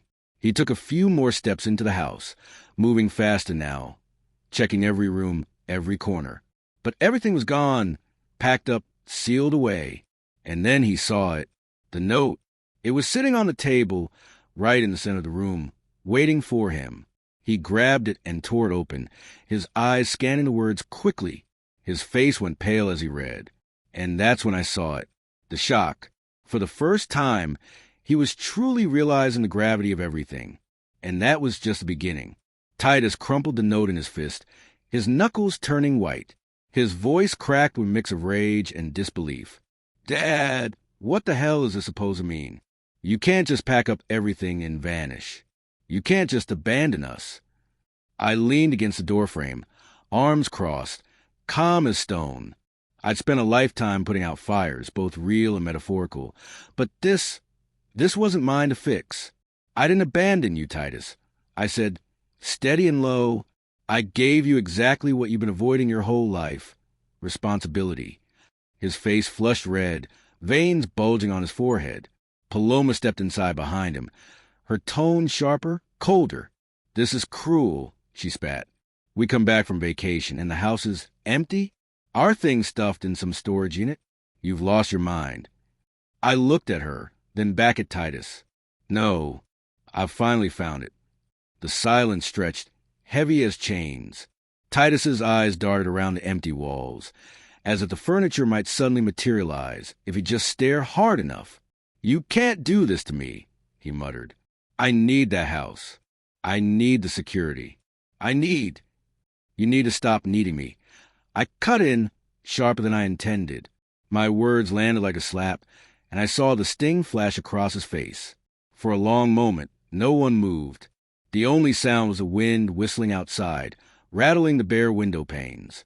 Then Titus threw the note onto the floor. You'll regret this, he hissed. His voice wasn't just angry, it was desperate. I bent down, picked up the note, smoothed it out, and tucked it back into my pocket. My hands didn't tremble. My voice didn't waver. No, son, this time it's you who'll regret it. Paloma grabbed his arm, pulling him toward the door, but Titus lingered, glaring at me as though he could burn a hole through my chest. He opened his mouth to speak again, but stopped. His pride was too bruised to find words. They stormed out, the door slamming so hard behind them that the walls seemed to shake. I stood alone in the quiet, the firelight flickering against the bare walls. For the first time in decades, I felt light, free, but I also knew this wasn't the end. No, this was only the beginning of the reckoning. And Titus had no idea just how far I was willing to go. That night, I couldn't sleep. The storm outside rattled the windows, but it wasn't the wind that kept me awake. It was the echo of Titus's words. "You'll regret this." They rang in my head like a bell. But instead of fear, I felt something else, clarity. For the first time in years, I wasn't reacting. I wasn't chasing after him, trying to smooth things over. I was holding the line. I poured myself a cup of black coffee and sat by the fire, the flames painting shadows across the empty walls. My mind drifted back to Serafina. She'd always warned me. She'd said, "Sanford, if you don't stop rescuing him, he'll never learn. One day he'll break you." She was right. And lying in that hospital bed, hooked to machines, nearly broken for good, I finally understood her words. By mid-morning, the call started again. My cell lit up like a slot machine in Vegas. Titus, Paloma, unknown numbers. They weren't giving up. 54 calls in 2 days and counting. I let every one of them go unanswered. Every buzz was like a reminder that they needed me more than I ever needed them. Around noon, I stepped outside, breathing in the crisp winter air. The sky was overcast, heavy with snow. Across the street, my new neighbor waved, a young couple, moving boxes into their starter home. They smiled, full of hope. I raised a hand back, but in my chest there was an ache. Once upon a time, I thought Titus and Paloma would build something like that. A life, a foundation. Instead, they built a tower of sand, waiting for someone else to hold it up. When I returned inside, I noticed something on the floor by the door. A folded note slid under the crack. I picked it up, unfolded it, and stared at the messy scrawl. "Dad, this isn't over. You owe us. We'll come back. You'll see." I laughed, a bitter sound echoing through the empty house. Owe them? No. That debt had been paid 1,000 times over. I crumpled the note in my fist, tossed it into the fire, and watched the flames devour it. And in that moment, I knew the real battle hadn't even started yet. The next morning, I drove out to the storage unit. Cold air bit my face as I unlocked the door, the metal groaning like it didn't want to give up its secrets. Inside, stacked in neat rows, were all the boxes of Titus and Paloma's things, clothes, electronics, trinkets, all the comforts they thought they couldn't live without. I'd packed every last bit myself, labeling them like evidence in a case. I stood there for a while, hands in my pockets, just looking at the pile. 30 years of me giving, them taking. And now it was all reduced to boxes in a rented space, locked behind steel. Something about that image, it felt right. It felt poetic. I left the unit, slid the key back under the mat at the old house, and drove away. I wanted Titus to find it, to feel that shock of betrayal, to know that this wasn't just some tantrum on my part. This was calculated. This was final. That afternoon, my phone buzzed again. A video message this time. Against my better judgment, I opened it. Titus's face filled the screen, red, sweaty, eyes burning with fury. "You think you're teaching me some kind of lesson? You think you can just strip everything away from me and walk off into the sunset? You're wrong, Dad. You're weak. You've always been weak. And now everyone's going to see it." I replayed that line. Everyone's going to see it again and again. He wasn't just angry. He was planning something public. And I knew Titus well enough to understand. He'd come after my pride, just like I had gone after his comfort. I sat back in my chair, staring into the fire, letting the flames blur in my vision. He thought he could humiliate me? No, he didn't know the man he was dealing with anymore. I leaned forward, whispering to myself, if it's a public stage he wants, I'll give him one he'll never forget. A week later, I found out what Titus meant. My neighbor's kid came by with his phone in hand, wide-eyed. "Mr. Sanford, is this you?" he asked. On the screen was a Facebook post. Titus had gone public. He'd written some long, self-pitying rant about how his cruel father had thrown him and Paloma out with nothing, about how I'd lost my mind after Mom died, about how I was ungrateful after all he'd done for me. And the comments, hundreds of them, were pouring in. People I didn't even know, taking a side, calling me a monster. It stung. I won't lie. Seeing strangers judge me without a shred of truth, it cut deep. But anger has a way of burning through pain. And as I read his lies, line by line, a strange calm settled over me. I knew exactly how to respond. That night, I dug through my desk and pulled out an old photo album. Pictures of Titus as a boy. Pictures of me working double shifts at the firehouse. Pictures of Serafina holding his hand while I sat in the background, exhausted but proud. Proof of every sacrifice. I snapped photos of those pages one by one and posted them, not with rage, not with excuses, but with a single line beneath each. This is what I gave. This is what was taken. By morning, the tide had turned. The same people who called me heartless were now asking hard questions. Why hadn't Titus visited me in the hospital? Why had he drained my savings? The truth had a way of cutting through the noise. And for the first time, Titus was the one on defense. His angry replies only made him look smaller, weaker. Paloma chimed in too, but her sharp words just added fuel to fire. I sat there at my kitchen table, sipping my coffee, reading the thread unfold. My hands didn't shake, my chest didn't ache.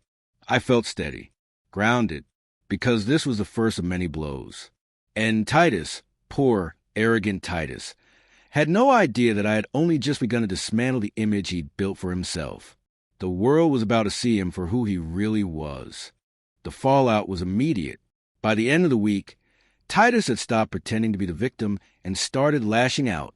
He stormed into my new town, unannounced, trying to corner me in public. I was walking out of the grocery store with a bag of coffee and bread when he showed up, voice booming across the parking lot. "Here he is," he shouted, pointing at me like I was some kind of criminal. "This is the man who abandoned his family. Ask him what kind of father does that." People turned their heads. Some whispered. Others just stared. It was the spectacle he wanted, my humiliation. But instead of shrinking, I stood tall. I set the grocery bag on the hood of my truck and met his eyes. My voice was steady, louder than his. "Tell them the whole story. Titus, tell them how you left me in a hospital bed while you sipped cocktails in the Bahamas with my money. Tell them how you drained every dollar I saved." The crowd went quiet. His face drained of color. Paloma tugged at his sleeve, hissing under her breath, but it was too late. The damage was done. People weren't whispering about me anymore. They were staring at him. It was the first public crack in his armor, and I felt it deep in my bones. For years, he'd leaned on me, hidden behind me, convinced no one would ever see the truth. But now, the mask was slipping. He cursed under his breath and stormed off, Paloma chasing after him. I picked up my groceries, climbed into the truck, and drove away. My hands gripped the wheel tighter than usual, adrenaline humming through my veins. I had faced down burning buildings, collapsed roofs, walls aflame. But this battle of pride, of truth, it was fiercer than any fire I'd ever fought. And I wasn't backing down, because I knew the next time he tried to humiliate me, it would be him left standing in the ashes. After that grocery store scene, I thought maybe Titus would back off. But no, he doubled down. A week later, he showed up at the town council meeting. I was there to support a local fire department fundraiser. Nothing more. I shook hands, made small talk, felt like part of community again. Then the doors swung open and in walked Titus, chest puffed out, Paloma right behind him. He waited until I was standing at the podium, giving a short speech about service and sacrifice. That's when he struck. Funny hearing about sacrifice from him. He said loud enough for the whole room to turn. This man left his family with nothing. He abandoned his only son. The room went still. I could see the smirk on his face. He thought he had me cornered, humiliated in front of neighbors who barely knew me. I let the silence sit for a beat. Then I leaned close to the microphone and said, calm and clear, "Yes, I did sell my home. I did pack up everything and leave. And do you know why?" I pulled a folded hospital bracelet from my pocket, the one from Christmas Eve. I held it up, letting the fluorescent lights catch it. Because while I was in a coma, this man, my son, took every penny I had and went on vacation. He left me to die. That's the truth. Gasps rippled through the room. Titus's face flushed deep red. Paloma muttered something under her breath, but the crowd was already buzzing. turning their eyes on him, not me. I stepped down from the podium and walked right past him. He tried to catch my arm, whispering, "You're destroying me." I looked him dead in the eye. "No, son, you're doing that all by yourself." The second public humiliation was complete, and this one cut deeper, because now it wasn't just strangers online. It was people he had to look in the eye, and I knew he wouldn't forgive me for it, which only meant the next move was going to be even uglier. I thought I'd seen the worst of Titus's temper, but I was wrong. He wasn't just embarrassed now. He was furious, and fury makes a man reckless. It was a Saturday morning when I walked into the diner downtown. Same place I've been going since moving here. Folks knew me by name, poured my coffee without asking. It was the closest thing to belonging I'd felt in years. But that morning, Titus was waiting. He stood up from a corner booth, raising his voice before I'd even made it to the counter. "There he is," he shouted, jabbing a finger at me. "The man who calls himself a hero, but left his family in the gutter." Every head in the diner turned. Forks clinked against plates. He wanted a spectacle, and he got one, but this time I didn't flinch. I walked to his table, calm as a man walking into a burning house, and said loud enough for everyone to hear, "You're right, Titus. I did leave you. I left you because a grown man doesn't steal from his father while he's lying in a hospital bed. A grown man doesn't run to the islands with his wife while his old man is fighting for his life." The place went dead silent. The waitress froze mid-pour. I could feel the weight of every set of eyes in the room pressing down on us. Titus opened his mouth, but nothing came out. His face twisted, but the words died on his tongue. I leaned closer, my voice steady, measured. "You wanted everyone to see me fall, but all they're seeing now is who you really are." A few people clapped. Just a few, but enough. Enough to break him. His face went crimson, his fists clenched, but he couldn't fight it. Not here. Not in front of everyone. He stormed out, Paloma trailing behind him, her eyes darting nervously around the room. The door slammed so hard the windows rattled. I sat down at the counter, the waitress pouring my coffee like nothing had happened. But I knew better. This was the third public humiliation. And with each one, the cracks in Titus's pride were spreading wider, deeper. And soon, the whole thing was going to collapse. After the diner incident, Titus went quiet. Too quiet. No more calls. No more shouting matches in public. Just silence. And that silence was heavier than all the noise he'd made before. Because I knew my son. I knew that when he stopped yelling, he started scheming. I spent my evenings by the fire, staring into the flames, wondering what he'd try next. Part of me hoped he'd finally gotten the message. That maybe, just maybe, he'd accept a lesson, swallow his pride, and start over. But deep down, I knew better. Titus had always chosen the hard road, the one paved with ego and denial. One night, close to midnight, I heard tires crunching on the gravel outside. Headlights cut through the window blinds. My stomach tightened. I didn't move. I just sat there, listening as a car door slammed. Then another. Footsteps on the porch. A shadow moved past the window, then the sound of the doorknob rattling. My heart thumped hard against my ribs, but my hands were steady. I picked up the old baseball bat I kept by the chair, a relic from years past, heavy and scarred. Then a voice. Low, familiar. "Titus, Dad, open the door. We need to talk." But there was no please in his voice. No apology. Just an edge. A threat hiding under the words. I didn't answer. Instead, I stood in the middle of the room, bat in hand, staring at the door. My breathing slowed. Every instinct from years of running into burning buildings told me to hold the line. After a long pause, he tried again, louder this time. "You think you can humiliate me? You think you can destroy my life? You got no idea what's coming." And then silence. Heavy footsteps retreating. The engine starting. Tires spinning on gravel, then fading into the night. I lowered the bat, set it gently back by the chair, and exhaled. Titus wasn't done. He was escalating. And I knew the final confrontation was coming sooner than either of us was ready for. The next morning, I walked outside and found the message spray painted across my fence in thick, angry red letters. Thief. The irony nearly made me laugh. After everything he'd stolen from me, my savings, my trust, my peace of mind, he was calling me the thief. But there was no humor in it. Neighbors slowed their cars to stare. A couple walking their dog crossed the street to avoid me. Titus wanted to isolate me, make me look guilty. I didn't paint it over.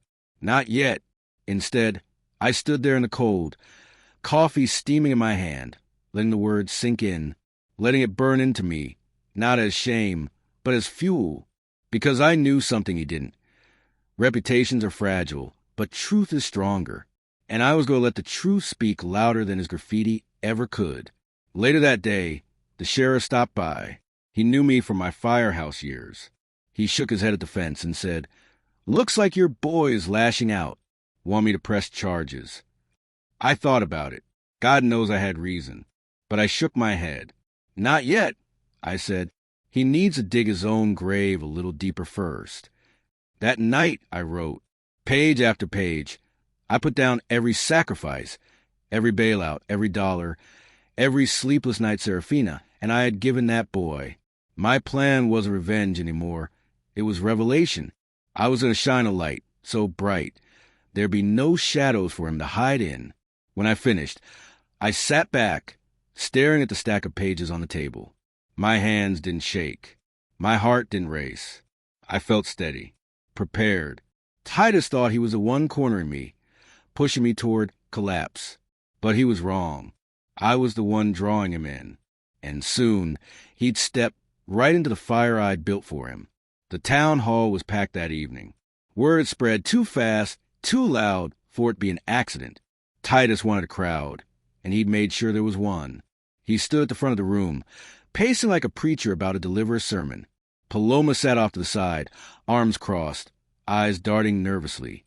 As I walked in, the whisper started. Some people avoided my gaze. Others gave me nods of quiet support. Titus's voice boomed across the hall. "There he is, the man who abandoned his own blood. Tell them, Dad. Tell them how you betrayed your family." He expected me to shrink, to falter, to beg. But instead, I walked straight to the podium, the stack of pages I'd written tucked under my arm. I set them down, steady as stone, and looked out at the crowd. For 38 years, I began my voice slow, deliberate. I stood by my son. I worked double shifts, sold my own keepsakes, bled and sweat, so he wouldn't go without.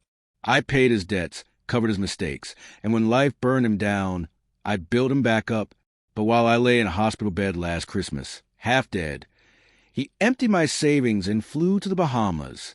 That is the truth. I held up the hospital bracelet, letting it dangle in the harsh fluorescent light. Gasps rippled through the room. Titus's face twisted, red and furious. He lunged forward, grabbing the mic. "He's lying. He's just bitter crazy. He wants to ruin me."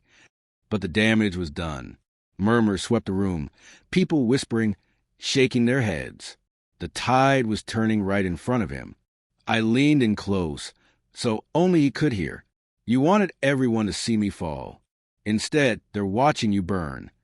Titus's hand shook on the mic, his words dissolving into stammers. Paloma covered her face. The crowd watched, silent but judgmental, every eye on him now, not me.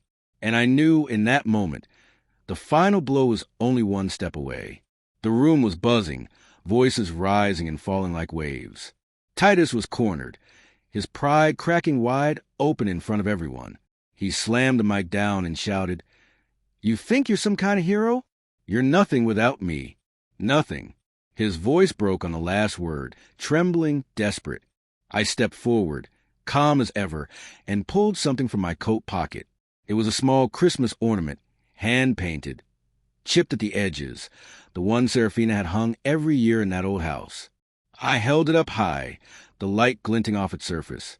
"This belonged to your mother," I said, my voice steady but heavy with memory. She believed in family. She believed in love. And you spat on both. You left me in a hospital bed, and you stole what wasn't yours. That's not family. That's betrayal. The ornament trembled slightly in my hand, but I didn't let it drop. Instead, I placed it gently on the podium. A symbol, clear as day. The crowd was silent. Every eye on him. Paloma shifted uncomfortably, whispering, "Titus, stop." But he couldn't. His face twisted with rage, veins standing out on his neck. "He's lying," he screamed, but the words rang hollow, bouncing back at him in the still air. I turned to the crowd. I don't need revenge. I don't need payback. All I wanted was respect. But tonight, you all see him for who he is. And that's more punishment than I could ever deliver. The applause started small, then grew, slow claps building into a wave. Not for me, not for the speech, but for the truth laid bare. Titus stood frozen, his mouth opening and closing, but no sound came out. Paloma stepped away from him, shaking her head. He looked smaller then, shriveled, exposed, stripped of the image he'd built. I picked up the ornament, held it to my chest for a moment, then slipped it back into my pocket. Final, complete. As I walked out of that hall, the cold night air hit me, crisp and clean. For the first time in years, I felt light, free. Behind me, Titus's voice cracked into silence. And that was it. The reckoning was done. My revenge wasn't fire or fury. It was truth. And truth had left him with nothing. If you like this story, please like this video. Subscribe to the channel and share your impressions of this story in the comments. To listen to the next story, click on the box on the right. You have no idea what I'm capable of. Those were the words I whispered to myself as I stood there, staring at the mess in front of me. If someone had told me a year ago that my own son and his wife would try to kill me for money, I would have laughed. Hell, I would have laughed even harder if they'd told me they'd go as far as to poison me. But here we were. I watched as my son, Paul, and his wife, Vera, exchanged those hidden glances, just the two of them knowing the ugly truth. And that's when it hit me. They weren't just after my money. They were after my life. I used to be a businessman, a tough one. 40 years in the waste management game, building my empire from the ground up. But after losing my wife, after losing her, everything changed. I sold the company for $48 million, thinking I could finally breathe, finally fix what was broken in my family. I thought I could use that money to get close to Paul again, to fix the rift that had grown between us. But I was wrong.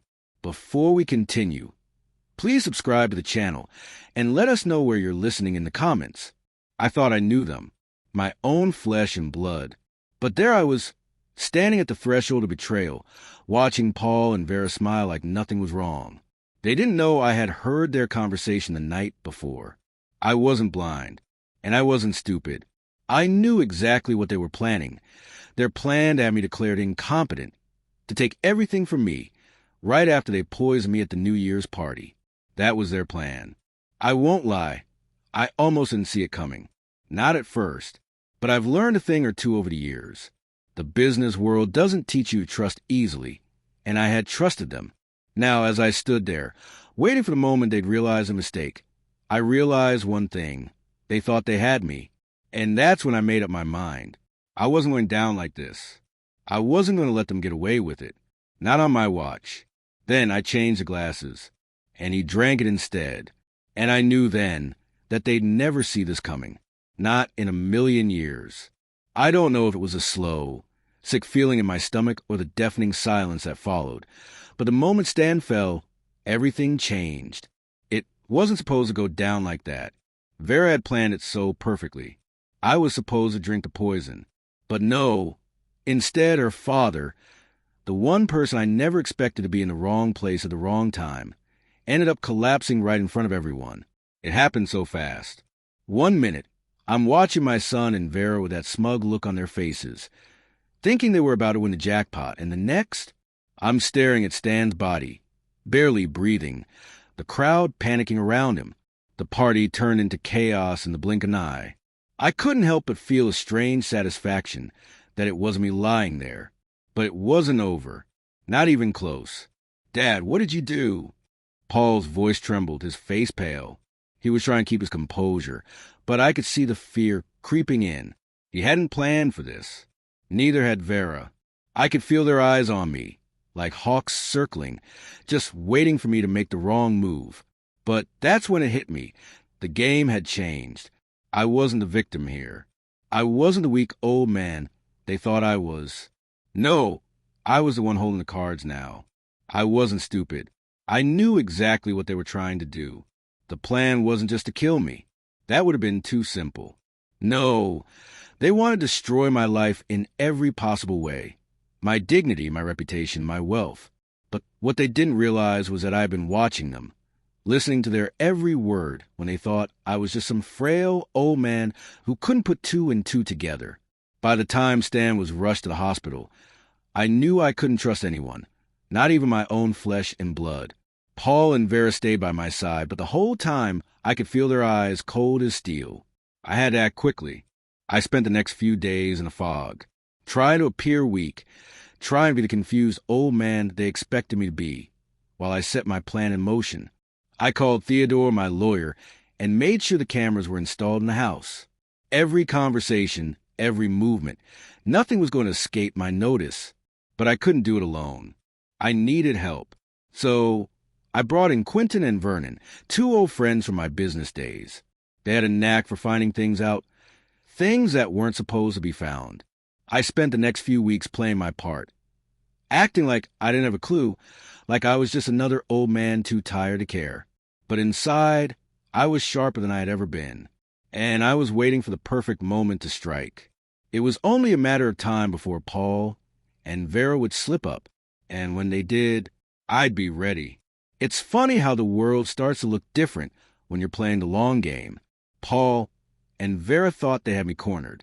Every day, they played the part of the dutiful, caring family members, whispering sweet nothings in my ear while they silently plotted my downfall. But what they didn't know was that I wasn't just waiting for them to slip up. I was waiting for the exact moment when they'd make a mistake that would prove everything. And they did. It started small, like most things do. Paul insisted on moving in with me under guise of looking after me, a gesture that, in hindsight, felt more like a prison sentence than a favor. Vera played the same act, always pretending to be concerned, asking if I needed anything, never missing a chance to remind me how fragile I was getting. I could see right through it. They started rearranging my house, making it feel less like mine and more like theirs. The walls were coming down, not literally, but in ways that mattered. Every change they made was like another piece of my freedom slipping away. The new furniture, the new rules, the new everything. They were isolating me. And the more they tried to make me feel helpless, the more I dug my heels in. But then, one night, as I sat in my recliner watching the news, it happened. Paul and Vera were in the kitchen, talking in low voices, thinking I couldn't hear them. I had learned to tune my hearing to their whispers. They thought I was too old to be a threat. But the truth is, I'd been a businessman for decades. I could read people like I could read a map, and right now, I was reading them loud and clear. "You know he's going to fight this," Vera said, her voice cold. "He's not going to just roll over." Paul's response was sharper, but there was fear behind his words. "We don't need him to fight. We just need him to sign." That's when I knew. They had a plan to get me to sign over my power of attorney. And they were going to push me to the edge, to make me feel like I had no choice. I had to act fast. But I needed proof. I wasn't going to let them get away with it. So I made a move. I reached out to my lawyer, Theodore, and asked him to set up a meeting with an expert. We were going to assess my competency, just to be sure. But I knew it wasn't just about the paperwork. It was about control. They wanted to strip me of my dignity, make me feel like a puppet on their string. Well, they weren't going to win that easily. The next week, they brought in the so-called expert, some guy who claimed to be a neuropsychologist. I smiled through it all, playing confused old man they wanted to see. But when it came time for the test, I was ready. I passed with flying colors. They had underestimated me. And the look on Vera's face when I did was priceless. "Are you sure he's fit?" she asked, her voice dripping with disdain. The expert just nodded. "He's perfectly competent." That moment was a victory. But I knew it was only the beginning. The real battle was still ahead. And this time, I wouldn't let them get away with it. The days started blending together, One long, oppressive stretch of time.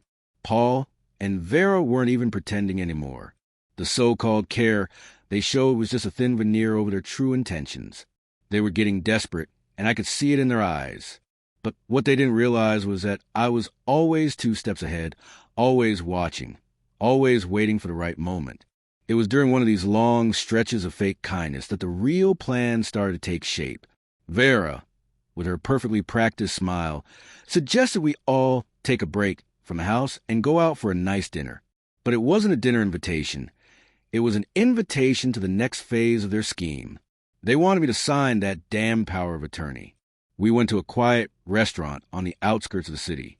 The kind of place that's dimly lit, where the waiter speaks softly and the world feels like it's a million miles away. Paul ordered for me, like he was my guardian, and Vera gave me that concerned look, like she was afraid I wouldn't make it through the night. I should have been suspicious, but I already knew what they were doing. They were setting me up, creating a situation where I'd feel cornered. At the table, Paul slid a set of papers toward me, the edges still crisp, as if they'd just been printed. "Dad, we need you to sign this," he said, his voice too calm, too rehearsed. I didn't even look at the paper. I knew exactly what it was. But I played along, squinting at the document like I was trying to figure out what it said. "I don't know," I muttered, keeping my voice shaky. "I'm not sure I'm ready for this." Vera leaned forward, her eyes narrowing just slightly. "Dad, this is for your own good," she cooed. "You'll be safer this way. You'll be taken care of. You just need to trust us." The words were poison, dripping sweetly from her lips. But I wasn't buying it. Not for a second. I knew exactly what they were doing. They were trying to rush me into making a decision, try and make me feel like I had no other option. But I wasn't going to fall for it. And that's when I did it. I let the pen hover over the paper, just long enough for them to think I was about to sign it. Then, with all the slow deliberation I could muster, I let the pen drop from my hand. It clattered onto the table with a sharp, loud sound, and I looked up at them with the most innocent face I could muster. "No," I said simply. "I'm not signing anything tonight." For a moment, neither of them said a word. The silence was thick, suffocating. Vera's smile faltered just a little, and Paul's jaw tightened. They hadn't expected that. I could feel their tension, the slight crack in their facade. I wasn't done, though. I wasn't close to being done. I leaned back in my chair, meeting their eyes with quiet intensity. "You think I'm too old to fight. You think you can take everything from me because I'm weak."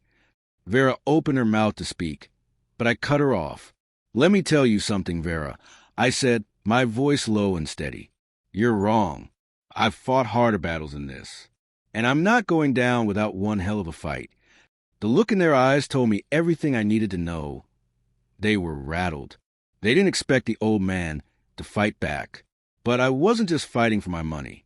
I was fighting for something far more valuable, my dignity. And I wasn't going to let them take that from me. I didn't know what their next move would be, but I was ready. I had my plan, and I had the one thing they didn't: time. The tension in the house was getting thicker by the day. Vera didn't even bother hiding her disdain anymore. Her little smirks, the way she hovered over me like a vulture circling a carcass. Paul, on the other hand, was trying to play the middleman, keeping the peace, but I could see the cracks in his mask. He was nervous. Desperation makes people sloppy, and I was counting on it. They doubled down after I refused to sign those papers at the restaurant. They started treating me like I was already incompetent, as if pretending could make it true. Every time I picked up the phone, Vera would accidentally disconnect the call. Every visitor at the door suddenly found themselves turned away before I even knew they'd arrived. It was isolation, plain and simple. But I had my cameras. Tiny black dots tucked into the corners of the living room, the kitchen, even the hallway. They thought they had me boxed in, but I was recording every sneer, every whisper, every calculated move. Theodore checked in quietly, assuring me the legal groundwork was solid. And Quentin and Vernon, well, they weren't just detectives. They were hunters, and they knew exactly how to follow a trail. One night, I caught them red-handed. Paul and Vera, sitting at the kitchen island, papers spread out, whispering heatedly. "He's dragging this out," Paul muttered, his hand running through his hair. "The longer he stalls, the more risk for us."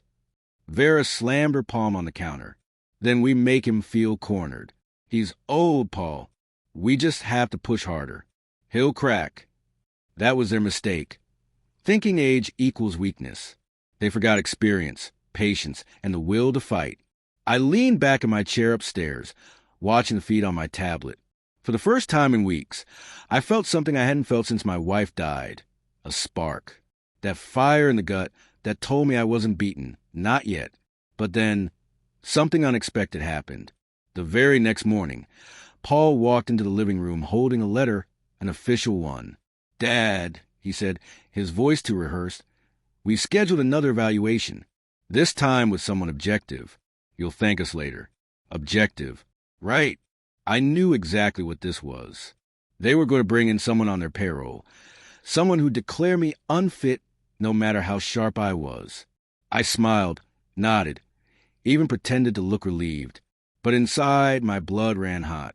They thought they were about to win. They thought this was a final nail in my coffin. But they didn't know I was ready. And this time when the test came, I wasn't just going to pass it. I was going to destroy their entire facade. The morning of the so-called evaluation, the air in the house felt heavier than usual. Vera made pancakes, like she was starring in some 1950s sitcom, but her eyes were sharp, waiting for me to slip, waiting for me to mumble or forget something. Paul paced with his coffee, tapping the rim of the mug, pretending it was just another day. But I knew they had stacked the deck. The man they brought in looked polished. Expensive suit, shiny shoes, a leather briefcase that screamed professional.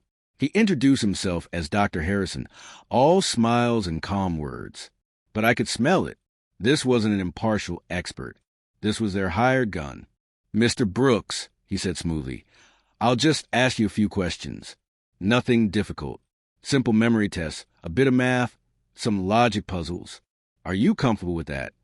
I nodded, playing along. My hand shook just enough to sell the part of the frail old man. But inside I was steel. I'd prepared for this moment. I'd practiced names, dates, even random trivia, drilling myself like it was an exam that my life depended on, because it did. The questions came one after another. He asked me to count backward from 100 by sevens. I didn't just do it. I did it out loud, steady, confident, watching Vera's smile fade with every number. He asked me to remember a list of words. I repeated them twice, then added 3 more of my own just to drive the point home. By the end of it, Dr. Harrison's smile had gone stiff. He closed his briefcase and cleared his throat. "Mr. Brooks is more than competent," he said carefully. "There's no sign of impairment." The silence that followed was thick enough to choke on. Paul's jaw clenched, and Vera's nails dug into the armrest of her chair. For the first time, I had won a round in front of a witness they couldn't buy off. I leaned back, allowed a small laugh, and said, "You'll have to try harder than that." Vera's eyes burned into me, and in that moment, I knew this wasn't over. They'd come at me harder, dirtier, and I had to be ready. And oh, I was ready. I remember the hum of the hard drive like a heartbeat, steady, relentless. Quentin set the tablet on my lap. Vernon's facing the corner, like a station wagon of old friends who knew how to keep their mouths shut. We watched, frame by frame, the night that should have been my funeral and turned out to be their indictment. There she was, Vera, gloved fingers, a napkin pressed to her mouth, theatrical concern on her face. The camera caught it all. The hand that tilted the champagne flute, the subtle shake of a small bottle hidden in her palm, the practiced glance at Paul as if to say, "Now." The angles, the time stamps, the little click of the cap. Every mundane sound became a verdict. When the clip hit my ears, her breath, my name mashed into a whisper, I felt colder than the January wind through the window. Not because I'd almost died, but because I'd been laughed at, plotted against, close to being erased like some outdated appliance. I watched her smile into the glass like she was blessing the deed. She thought no one saw. She thought she was invisible. Quentin leaned over and said the word that made my stomach tighten. "Admissible." Vernon added, "Chain of custody. We lock it down, publish when you want." Theodore will want court stamps and subpoenas, but I had something better. The moment. I could have used it quietly, blackmail, threats, slow suffocation. But this is not who I am. I want them to see what they did. I want the world to watch Vera's mask crumble. I want Paul to taste the same while he tried to feed me. As I rewound, watching her pour again, my hand hovered over the tablet, then froze. She looked straight at the camera. Her eyes meet mine through glass and pixels, and her smile is not the flustered smile a conspirator caught. The smile is deliberate, slow, like someone who knows a secret I don't. She knew we were watching. I couldn't shake it. That smile. It replayed in my head like a broken record. Slow, deliberate, calculated. Vera wasn't panicking in that footage. She was performing. And that's when the thought hit me like a sledgehammer. What if she wanted me to see it? What if this whole thing was a trap inside a trap? For the next few nights, sleep became a stranger. I lay awake in the dark, the glow of the cameras flickering in the corners of my house, replaying her expression over and over. Paul carried on like nothing was wrong. Still pacing, still tapping that damn coffee mug like a nervous tick. But Vera? She moved through the house like a queen who knew her crown wasn't slipping. Quentin told me not to overthink it. Vernon said the footage was ironclad. Theodore even assured me the courts would eat it up. But I knew better. The real battle wouldn't be in a courtroom. It would be in public. Vera lived for appearances, for the social spotlight. She would rather burn the world down than lose face. And so, I began to plan her first fall. Not the final one. That would come later. But the first public crack in her perfect facade. Something small, something that would chip away at her confidence. I set it up during a family dinner. Just the three of us at home. I pretended to fumble with my phone, tapping at the screen like I couldn't figure it out. Then, with a single swipe, I let the footage play, on full volume. Vera's voice, clear as day. He won't fight this. He just needs the sign. The room froze. Paul's fork clattered against his plate. Vera's eyes widened for just a fraction of a second before she forced her smile back into place. "Oh, Dad," she said with a laugh that didn't reach her eyes. "You must have edited that. You probably don't even remember recording it." But the damage was done. Paul looked at her like he'd just seen a ghost. For the first time, doubt had crept into his face. And I sat there, calm as ever, spooning potatoes onto my plate, while the first crack in their empire spread wide open. Paul didn't say a word for the rest of that dinner. He kept staring at his plate, his hands fidgeting like he wanted to speak, but didn't trust his own voice. Vera, on the other hand, doubled down, talking louder, laughing harder, doing anything she could to paper over the silence. But it was useless. I had seen the crack, and I knew exactly how to widen it. Over the next few days, Paul's behavior shifted. He wasn't as quick to defend Vera. He wasn't as quick to snap at me. Sometimes I caught him staring at her when she thought no one was watching. And there it was, that flicker of doubt I'd been waiting for. I started feeding it, piece by piece. Little comments dropped at the right moment, subtle reminders of who Vera really was. "Funny, Paul," I'd say in a low voice. "Your wife sure knows how to make decisions without asking you first." He'd flinch, just slightly, but he wouldn't answer. Meanwhile, I made sure the cameras kept rolling. Every sharp word Vera threw at him, every time she mocked his hesitation, every cold glance when she thought he was being weak, it was all being stored, all being cataloged. And one day soon, Paul would see it with his own eyes. But Vera wasn't stupid. She knew the ground beneath her was shifting. She started clinging to him more, whispering in his ear late at night, holding his hand at breakfast like they were the picture-perfect couple. It was all an act, but I could see the panic creeping in. Then came the night it all boiled over. I was in the study, pretending to doze in my chair, when their voices erupted in the kitchen. Paul shouted, "You said this would be simple, Vera. You promised me." And her answer cut through the walls like a knife. "Grow up, Paul. If you can't handle this, maybe I should have done it myself." The silence that followed was deafening. I smiled in the dark, because I knew I didn't have to break them apart. They were going to do it themselves. After that fight in the kitchen, the house turned colder than the January wind outside. Paul barely spoke to Vera, and when he did, his words were clipped sharp like each syllable was a wound reopening. Vera, though, she didn't crumble. She doubled down. She always did. Every morning, she'd sweep into the kitchen with that painted smile, pretending everything was fine. She made coffee for Paul, plated eggs for me, humming like the perfect wife. But the tension was written in her eyes. Paul flinched when she touched his shoulder. He sat further away from her at dinner. And I sat there, silent, watching their castle crack brick by brick. It was almost too easy. I'd lived long enough to know that greed doesn't just rot character. It rots trust. And once trust goes, the whole structure falls.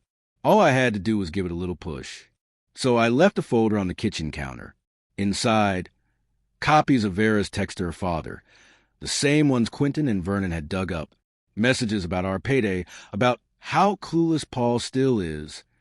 Nothing doctored, nothing fake. Just the truth in black and white.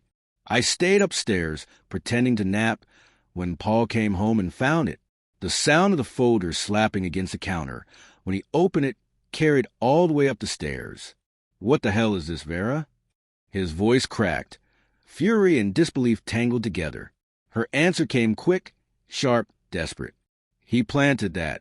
Can't you see what he's doing? He's turning you against me." But Paul wasn't buying it. Not this time. His silence told me everything. That night, I heard the slam of their bedroom door, then footsteps pacing the hall long past midnight.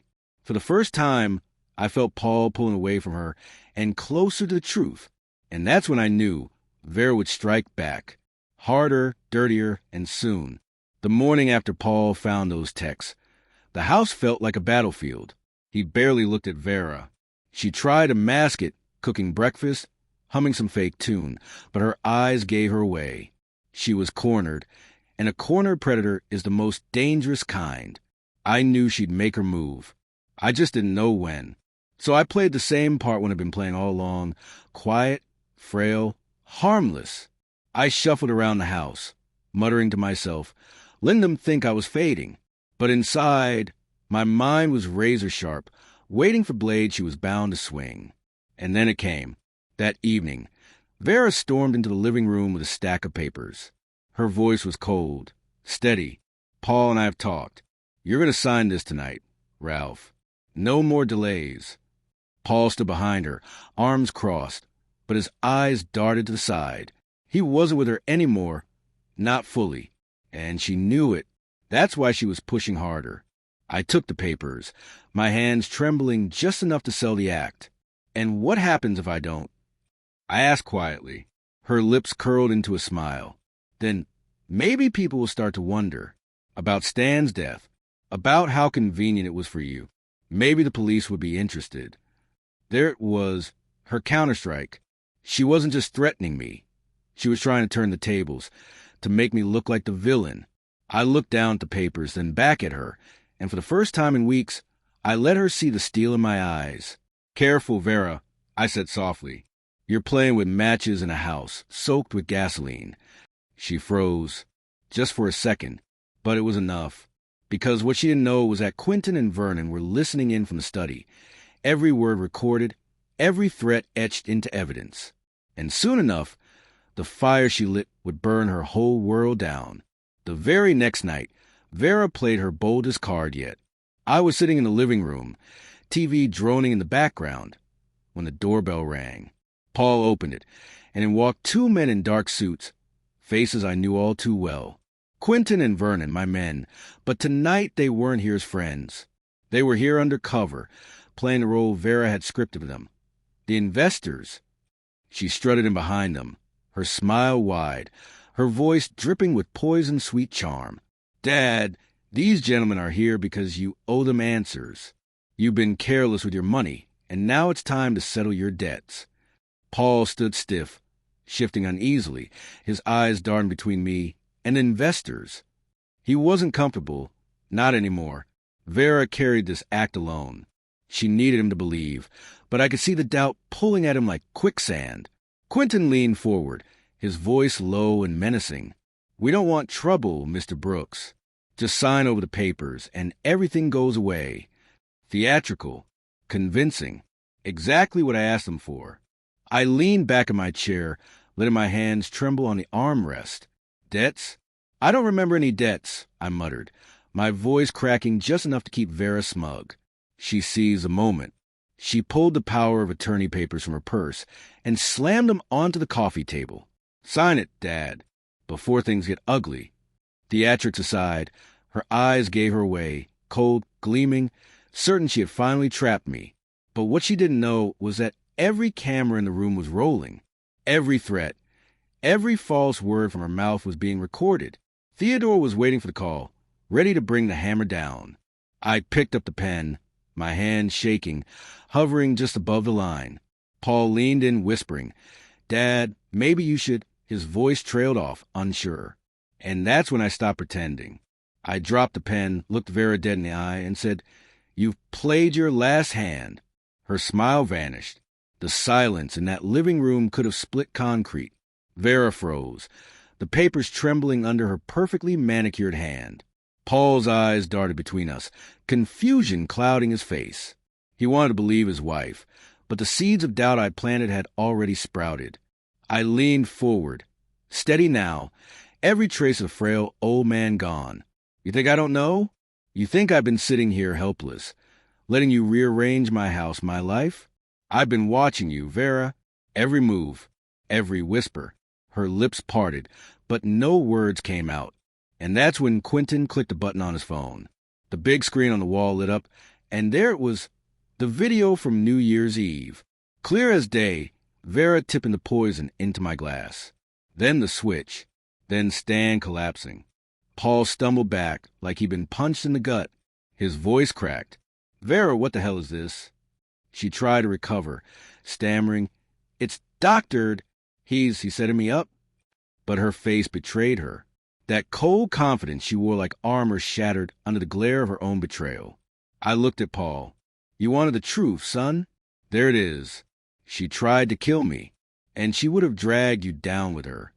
Paul's hands shook, the paper slipping from his grip and falling to the floor. His voice was a whisper, but it carried more weight than any shout. "You lied to me." Vera spun toward him, desperate now. "Paul, listen to me." But he wasn't listening anymore. He was staring at her like he was seeing her for the first time. And in that moment, I knew. The cracks had become a canyon, and Vera's empire was crumbling right in front of her. Vera's mask cracked wide open that night, but instead of folding, she lashed out. Cornered animals don't surrender. They bare their teeth. She spun on me, eyes blazing, voice trembling with fury. "You think you've won, old man? You think anyone's going to believe you over me?" she hissed. "You've already been painted as incompetent. The second this goes public, I'll turn it back on you. The grieving widow, the dutiful daughter. Everyone will take my side." Paul's face twisted. "Widow? He's not even dead, Vera." His voice shook the walls. The first time I'd ever heard him roar like that. But Vera didn't back down. She grabbed the papers from the floor, clutching them like a shield. "You don't understand, Paul. This was never about your father. It was about us, about the life we deserve." That word, deserve, hung in the air like smoke. And I knew then she was finished. Because Paul wasn't looking at her with love anymore. He was looking at her like she was a stranger who had just walked into his home. I stood, slow but deliberate, and walked a cabinet. From a drawer, I pulled out the hard drive. Every recording, every whispered threat, every frame of her poisoning that glass. I placed it on the table like a final chess piece. "You say it's my word against yours," I told her. "But it's not. It's your own words, your own actions, and the whole world is about to see them." Her face went pale, but she still tried to sneer. "You wouldn't dare." Behind me, Quentin's voice cut through the silence. "Already uploading." Vera's eyes widened. For the first time, real fear crept into her expression. And Paul just sank into a chair, burying his face in his hands, whispering, "What have we done?" The fall had begun. The news traveled faster than wildfire. Within hours of Quentin hitting upload, the footage was everywhere, shared, clipped, dissected. Vera's polished facade shattered under the weight of her own actions. Neighbors whispered. Old friends called, their voices thick with disbelief. The perfect wife was now the would-be poisoner, and there was no curtain left to hide behind. I sat in my chair by the window, coffee in hand, watching the storm unfold. The phone rang nonstop, reporters, lawyers, even distant relatives who hadn't spoken to me in years. I let it ring. I didn't need to say a word. Vera's smile on that screen said it all. Paul wandered the house like a ghost, clutching his head, replaying every moment of betrayal. He stopped eating. He stopped defending her. He just sat there, night after night, staring at nothing. And in a way, I pitied him.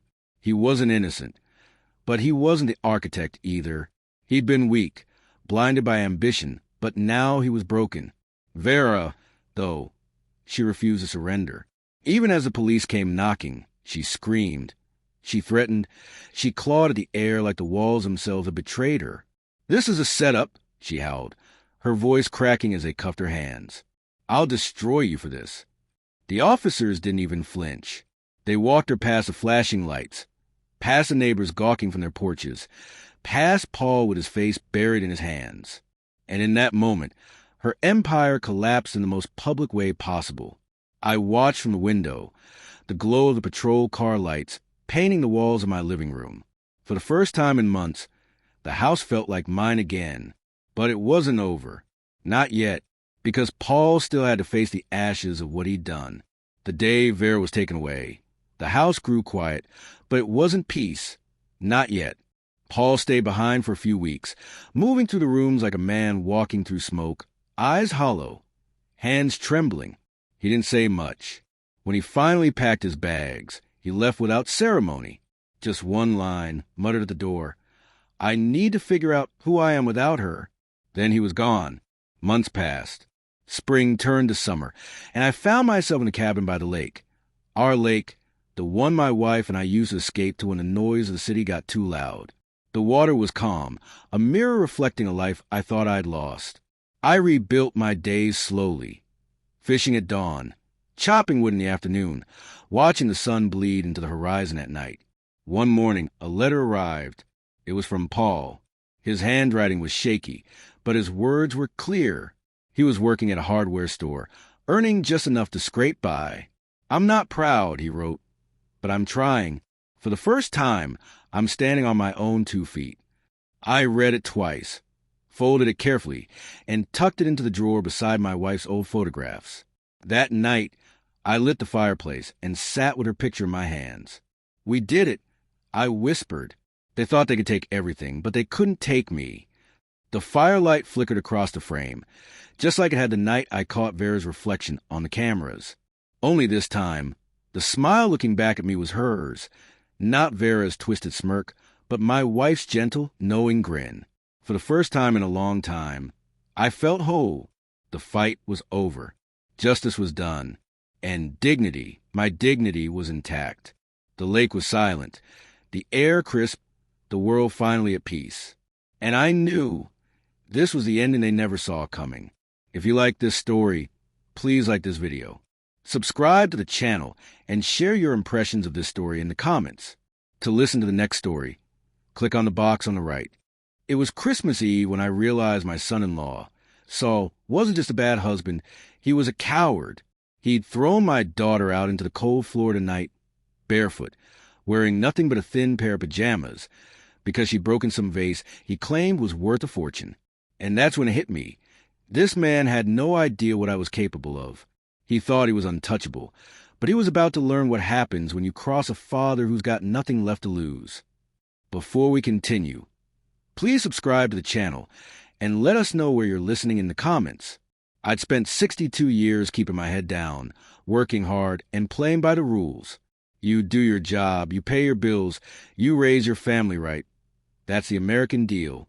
But that night, as I stepped out of the rental car and saw my daughter banging on that locked front door, her voice raw from screaming, I knew the deal was broken. Her own husband, with his smug parents watching from inside like it was some kind of twisted show, had humiliated her. And me?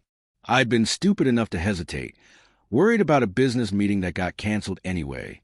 The neighborhood was glowing with Christmas lights, neighbors drinking cocoa, kids laughing. But right there, in that picture-perfect suburban street, my daughter was shaking, mascara streaked down her cheeks, arms wrapped around herself. It was like watching her mother's ghost cry all over again, and I couldn't let history repeat itself. I walked up the driveway slow, steady.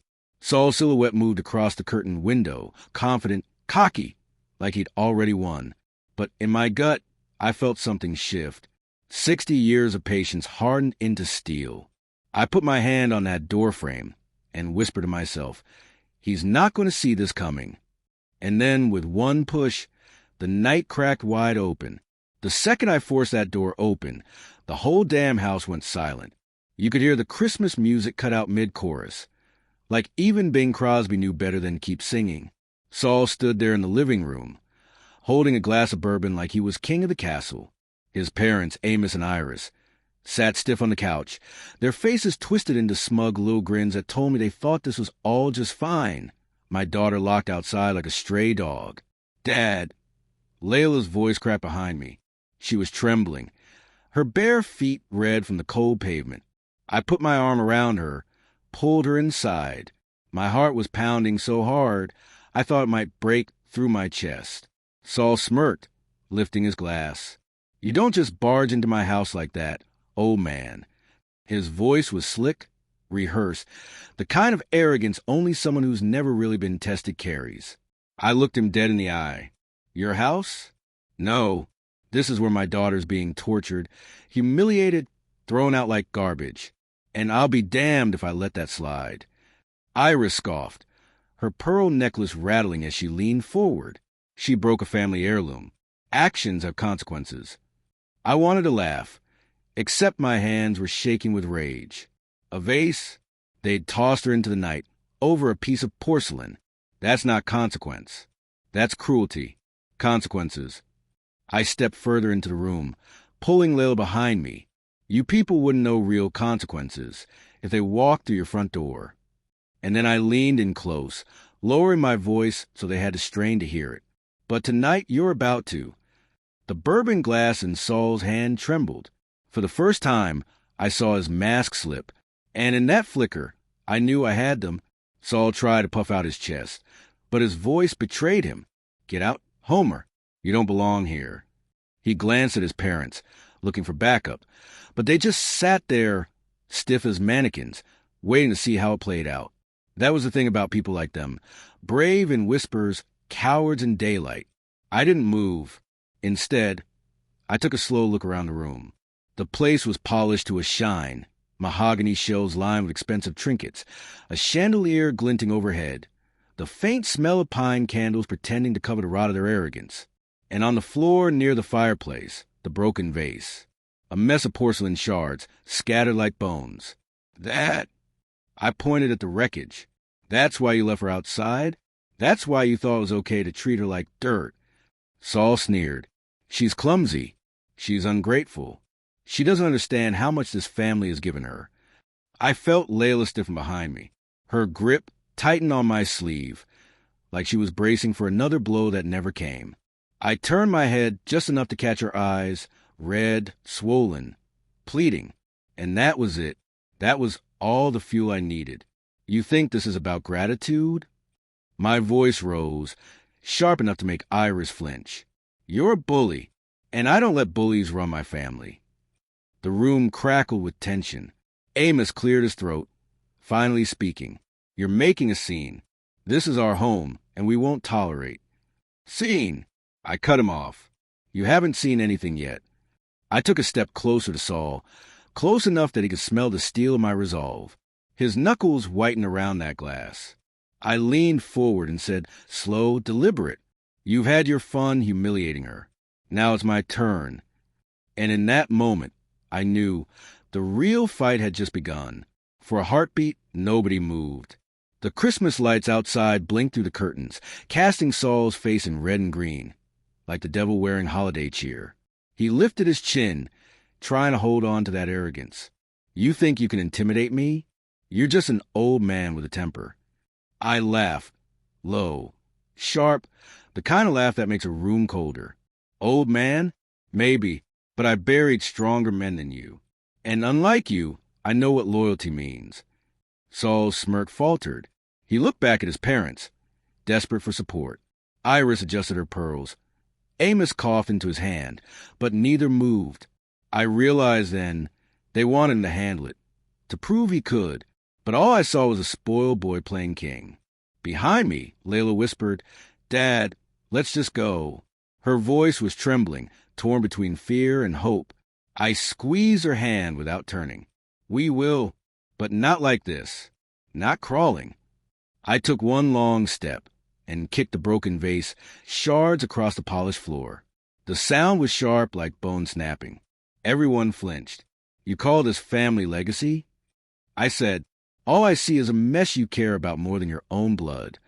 Saul's jaw tightened. He set down his bourbon with a hard thud and took one step toward me. "You don't get to lecture me in my house." That's when I leaned closer, so close I could see the vein in his temple twitch. "This stopped being your house the second you threw my daughter out of it." His hand twitched, like he was debating raising it. A mistake, because before he could decide, I whispered the words that made him freeze. "Try it. I dare you." And for the first time that night, Saul blinked. That blink. It was small, almost nothing, but I caught it. The hesitation of a man who'd never actually been challenged. Not really. Saul's whole life had been padded by money, by Mommy's protection and Daddy's wallet. He'd built his identity on borrowed courage. And now, he was face to face with the one thing he couldn't buy, a father's fury. "Dad, please." Layla's voice wavered, pulling me back just enough to see her standing there, hugging herself, eyes darting like a cornered bird. She'd been living in this hell for too long, trained to shrink, to apologize, and it burned me alive inside. I turned to her and said, loud enough for everyone to hear, "You don't have to be afraid anymore." My words cracked through the room like a hammer. Iris gasped. Amos muttered something under his breath. But I didn't care. This wasn't about them. Saul stepped forward, trying to regain his swagger. "You think you can just take her? Walk out? She belongs here. With me. Belongs." I barked out a laugh. "She's not property. She's not a damn vase you can glue back together when it suits you. She's my daughter, and she's leaving." For a moment, silence. Then Iris stood, finally, her voice dripping venom. "If she walks out that door, she'll regret it. You'll regret it." I looked at her, steady, unblinking. "Lady, regret is raising your son to think abuse is love." The color drained from her face. Amos shifted uncomfortably, muttering her name, but I kept my eyes locked on Saul. I wanted him to feel it. The truth, the shift of power. Then I spoke the line that made Layla's breath catch. "Get your things, honey. We're done here." And as she moved toward the stairs, Saul lunged. Saul's lunge was clumsy, fueled by booze and bruised ego. But in that split second, I saw the truth. He'd rather drag her down than watch her walk away. His hand shot out toward Layla's arm, but mine was faster. 62 years may have slowed my knees, but not my reflexes. I caught his wrist midair, squeezing until his knuckles cracked. He gasped, eyes wide, shock written all over him. "Let go," he hissed through clenched teeth. I leaned close, my voice low and steady. "Touch her again, and you won't be holding a damn thing." The room froze. Iris covered her mouth. Amos shifted uneasily, and Layla stood halfway on the stairs, eyes wide, breath caught in her throat. For once, Saul looked small. His bravado collapsed under the weight of something he'd never faced, someone who didn't fear him. I released his wrist with a shove that sent him stumbling back against the coffee table. The bourbon glass tipped over, spilling amber across their pristine rug. He stared at the mess like it was his pride bleeding out on the floor. "You don't scare me," Saul finally muttered, but the quiver in his voice betrayed him. "Good," I said, stepping toward the stairs. "I'm not here to scare you. I'm here to take back what's mine." Layla hurried down with a duffel, her hands trembling but her chin lifted just enough to show sparks of defiance. She looked at me, and for the first time in years, I saw a glimpse of the strong woman she'd been before him. We walked toward the door, and Saul shouted after us, desperate, his voice cracking. If you leave now, don't ever come back. I stopped cold, turned my head just enough for him to see the fire in my eyes. That's the idea. And then the front door slammed behind us, louder than any gavel. The cold night air hit us like a slap, but it felt cleaner than anything inside that house. Layla clutched her duffel, breathing fast, her eyes darting back at the door as though Saul might come storming out. I put my arm around her shoulders, steadying her. He won't follow, I said. Men like him. They only roar when the crowd's on their side. We walked down the driveway, the glow of plastic reindeer and twinkling lights mocking the ugliness we'd just left behind. Neighbors were still out. One family waved as they loaded gifts into a car, oblivious to the war that had just broken out next door. It was surreal, like stepping out a nightmare into a Hallmark postcard. But my chest was tight. I knew this wasn't over. Saul wasn't the type to accept humiliation quietly. He'd come for revenge, maybe through lawyers, maybe through whispers, maybe through threats. But I had a plan forming already. Years of running businesses taught me one thing. When the enemy plays dirty, you beat him by being 10 moves ahead. We reached the car, and I opened the passenger door. Layla hesitated, tears streaking down her cheeks, her voice barely above a whisper. Dad, what if he never lets me go? What if he finds me? I held her gaze, steady as stone. Then he'll find out just how far I'll go to protect you. She nodded, swallowing hard, and slid into the seat. I closed the door, circled around, and gripped the steering wheel like it was Saul's throat. As I pulled onto the road, the house shrank in the rearview mirror, its Christmas lights blinking like a false promise. I whispered under my breath, Merry Christmas, Saul. You just declared war. And somewhere deep inside, I almost hoped he'd come after us. Because I was ready. The highway stretched out in front of us, dark and endless, headlights carving tunnels through the night. Layla leaned against the window, clutching her duffel like it was a life raft. I kept my hands tight on the wheel, eyes fixed forward, but inside I was boiling. Every mile we put between us and that house, the clearer it became. This wasn't just about escape. This was about payback. Dad, she whispered after a long silence, her voice raw. I don't even know who I am anymore. He made me feel small, like I didn't matter.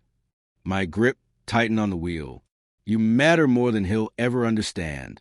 And I promise you, he's going to regret every second he made you doubt it. She shook her head, wiping her eyes. He won't stop. His parents won't stop. They'll twist everything, make me look crazy, make me look ungrateful. I glanced at her, my jaw set. Let them try. I built my life out of nothing. I know how to fight men like that. They think money and lies protect them. But I've seen empires crumble from one truth told at the right time. We drove through the night, state lines blurring behind us. Somewhere around Georgia, Layla finally drifted into an exhausted sleep. I kept driving, the hum of the tires sinking with a storm in my chest. Memories of her childhood flickered. Her laughter on the swings, her first scrape knee, the way her mother used to call her our brave little star. That brave little star had been dimmed by Saul, but not destroyed. By the time the Illinois border signs appeared, the plan was already taking shape in my mind. Saul thought he could break her, control her, bury her. But I was going to make sure the world saw him for what he really was.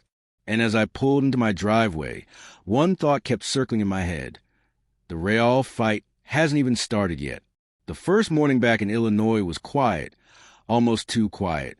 Snow dusted the streets, the kind of silence you only get after a storm, when the world looks clean even if you know it isn't. Layla sat at my kitchen table in one of her mother's old sweaters, staring into a mug of coffee like it held answers. Dad, she finally said, I don't even know how to start over. Divorce lawyers cost money. He's going to drag it out, make me feel like I can't win. I sat down across from her, hands wrapped around my own mug. Then we fight smart.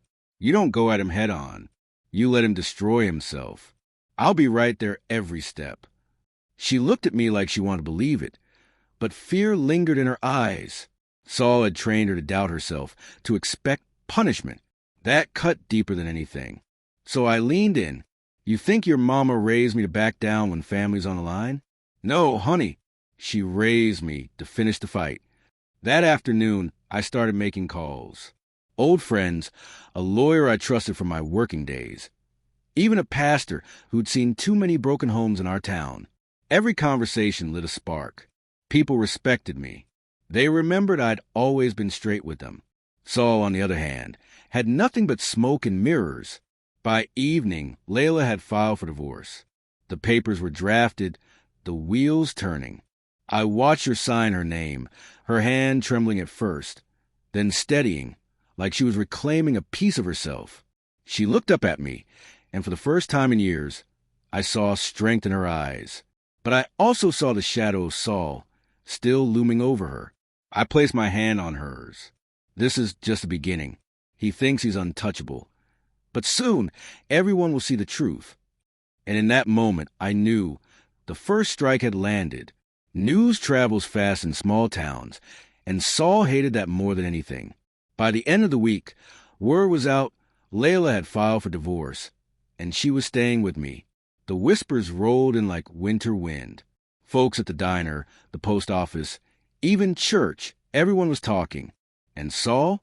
He couldn't stand being the topic of gossip, unless he was the one controlling the story. The first public crack came at the courthouse. He showed up in his polished suit, Iris and Amos flanking him like bodyguards. He strutted in, chin high, ready to spin his lies. But when the clerk announced in front of a crowd that Layla had officially filed on grounds of psychological abuse, you could see it hit him like a gut punch. Murmurs spread through the room. People he'd tried to impress for years now stared at him with raised eyebrows. He barked at the clerk, tried to argue, but it only made him look smaller. That was the first humiliation, and I savored it, quietly of course, but it was fuel. Outside he cornered us, his voice low and sharp. You think you can embarrass me? This town owes me respect. You'll regret this, both of you. I stepped between him and Layla, my shadow cutting us down to size. Respect isn't bought, Saul. It's earned, and yours just ran out. His face twisted, red blotches creeping up his neck. He wanted to lash out, but too many eyes were watching. And that's the thing about men like him. They only swing hard when nobody's there to see it. We walked past him, down the courthouse steps, heads high. I felt the eyes of strangers on us, some nodding quietly, others whispering. For the first time, the tide was turning. And I thought to myself, that was strike one. 2 more to go. Strike 2 came sooner than I expected. A week later, the town hosted its annual winter festival, a place where everyone showed up, from old farmers to the mayor himself. Layla hesitated to go, still afraid of Saul's shadow, but I insisted. Hiding gives him power. Showing up takes it back. The square was lit with strings of lights, kids running with candy canes, carolers singing off-key. For a moment, it felt normal, until I spotted him. Saul stood near the hot cocoa stand. Iris on one side, Amos on the other, all 3 of them scanning the crowd like royalty among peasants. He hadn't seen us yet. Then he did. His eyes locked on Layla. He strutted over, voice booming so half the square could hear. There she is, the runaway bride, dragging her poor old father into her mess. The air shifted. Conversation stalled. People turned. Exactly what he wanted, an audience. But this time, the stage belonged to me. I stepped forward, calm, steady, and said loud enough for everyone, Mess? You call throwing your wife out into the street on Christmas Eve a marriage? You call humiliating her love. A ripple ran through the crowd. Whispers spread. A woman near the cocoa stand shook her head in disgust. Saul's smirk faltered, but he tried to laugh it off. She exaggerates. You know how women are. That was it. The line that broke him. Half the crowd gasped, the other half glared. Times had changed, and he hadn't noticed. I leaned in, my voice low, but sharp enough to cut. They don't believe you anymore, Saul, and neither does she. Layla lifted her chin, meeting his eyes with a spark he hadn't seen in years.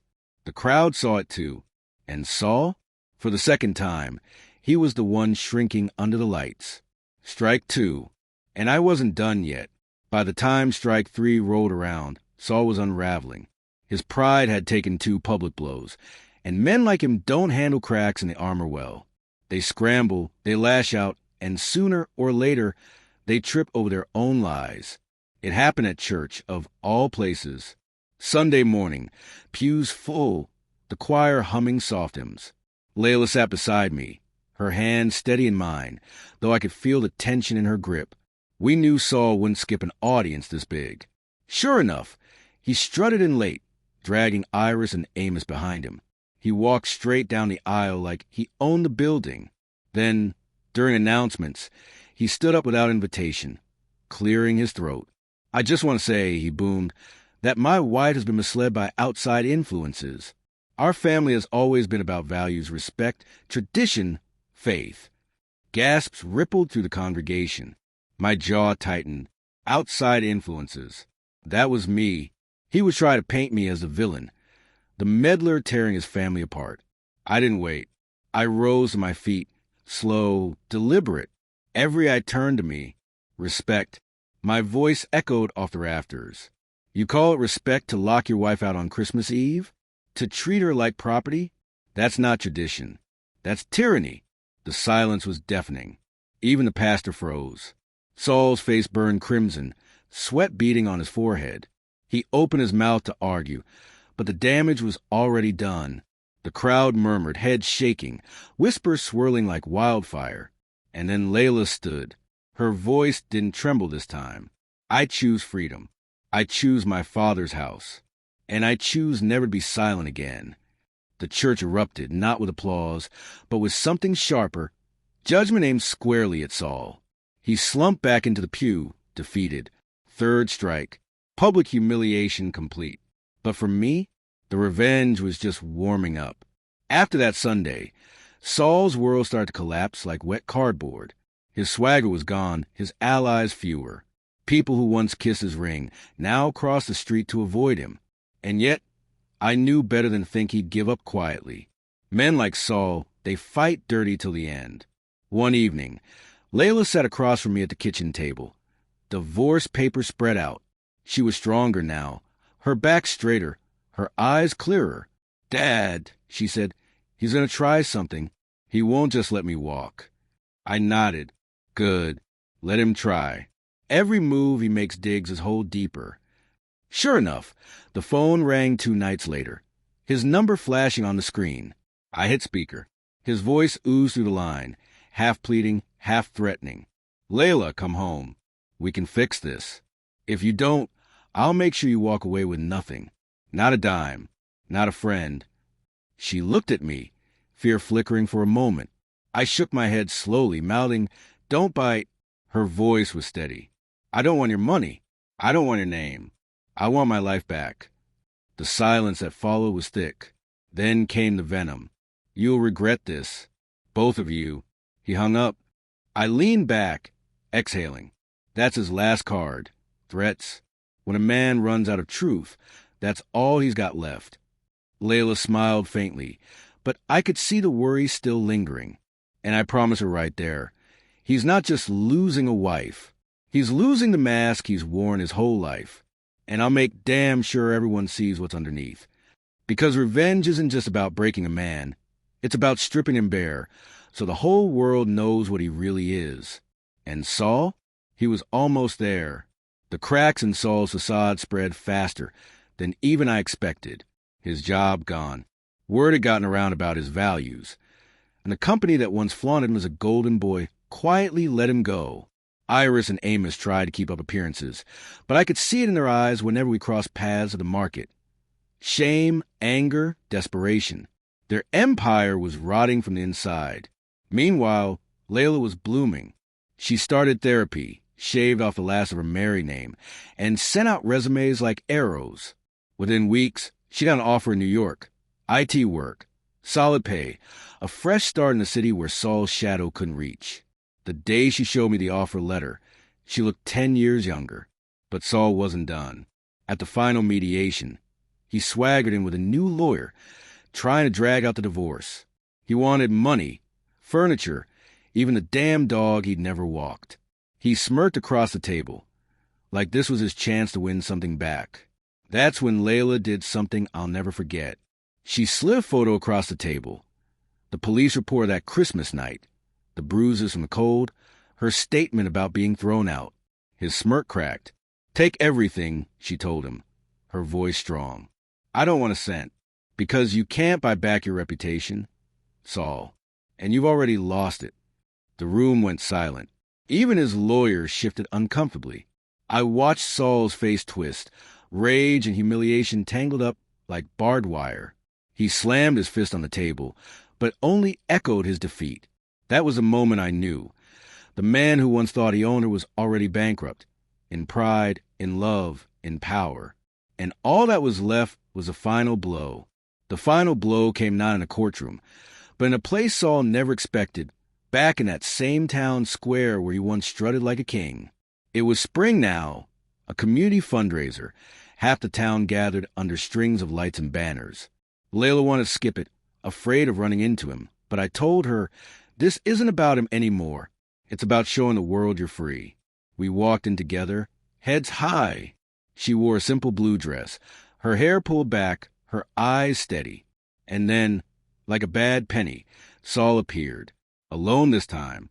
No Iris, no Amos. Just him. Shoulders hunched, jaw tight, looking like a man desperate for scraps of dignity. He tried to puff himself up as we passed, muttering loud enough for others to hear. Ungrateful. After all I gave her, she walks away. I stopped cold, turned to face him, and said clear as a bell, "You didn't give her anything but scars. And she's stronger than you'll ever be." The crowd quieted. People leaned in. Saul's face reddened, his lips trembling. He tried to shout back, but his voice cracked.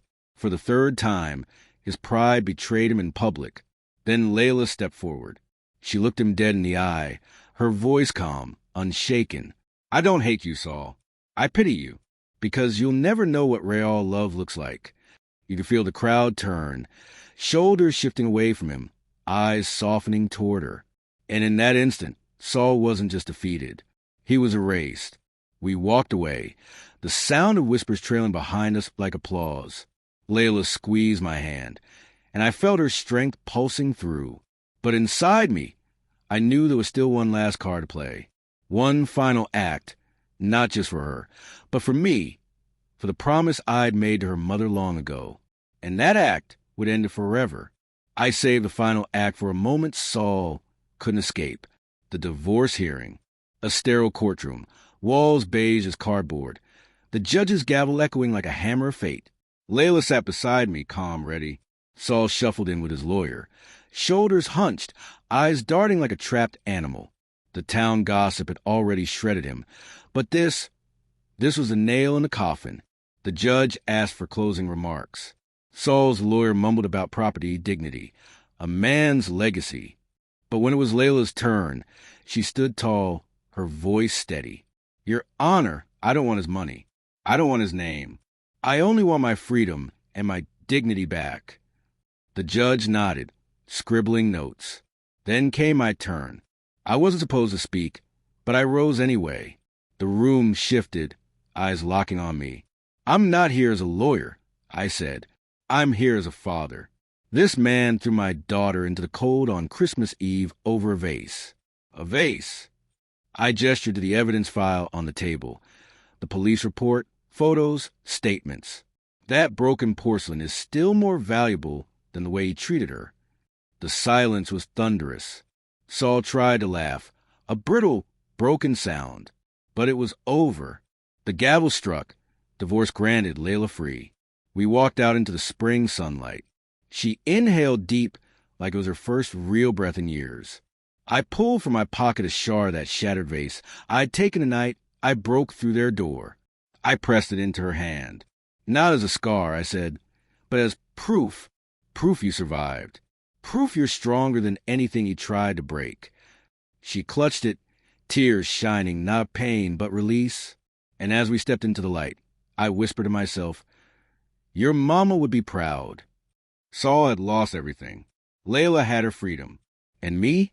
I had kept my promise. The war was over.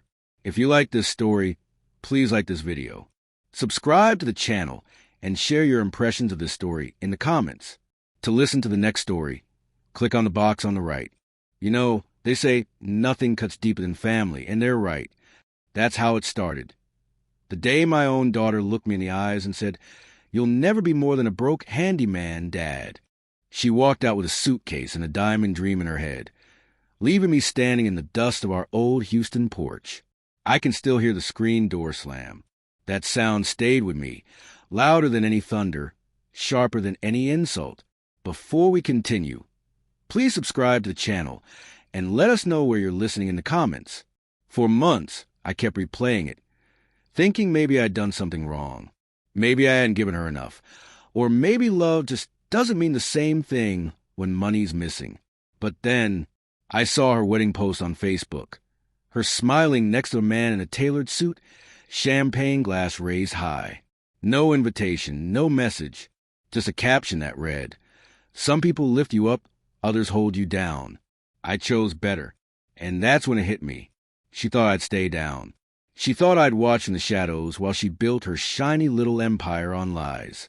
But what she didn't know, what nobody knew, was that I was already building something of my own, something bigger than she could ever imagine. I looked at her photo one last time and whispered, "Sweetheart, you just built the stage for your own lesson." Because the next time we met, it wouldn't be as father and daughter. It would be teacher and student. And trust me, class was about to begin. I still remember that first morning after she left. The house felt like a tomb, quiet, hollow, filled with ghosts of half-finished breakfast and cold coffee stains. Her room was stripped bare, except for one thing she forgot, a crumpled Father's Day card from when she was 8, to the best builder in the world. Yeah, that one stung. For a long time, I lived like a man on autopilot, fixing fences, patching roofs, doing odd jobs around Houston. Folks knew me as that old guy with the steady hands. But inside, I was falling apart. Every nail I drove into it felt like another nail sealing off the life I'd lost. Then one afternoon, a storm rolled in, Texas kind of storm, the kind that shakes your soul. I was stuck at a half-built site, rain pounding the steel beams, and something in me just snapped. I looked at those empty frames, those blueprints smudged with mud and tears, and thought, hell, I've been building everyone else's dreams but my own. That night, I made a promise, not revenge, not yet, but redemption. I'd take everything I knew, every scar, every mistake, and I'd build something that would last longer than regret. I spent the next months buried in sketches, coffee, and long drives through downtown, watching the skyline like it owed me an answer. Brick by brick, plan by plan, Carroll Designs was born, small at first, just me and an idea. But sometimes, the smallest spark lights the biggest fire. And that fire, it was about to burn through everything that once held me down. 6 months later, I was standing in a boardroom that didn't even have my name on the door yet. Just glass walls, a stack of blueprints, and a room full of suits who looked at me like I'd wandered in by mistake. "Mr. Carroll," one of them said, "you're asking for a 7-figure contract. What makes you think you can deliver?" I didn't flinch. I'd built homes with my bare hands during summers that could fry asphalt. I'd fixed roofs while folks half my age were still nursing hangovers. I didn't need validation. I needed a chance.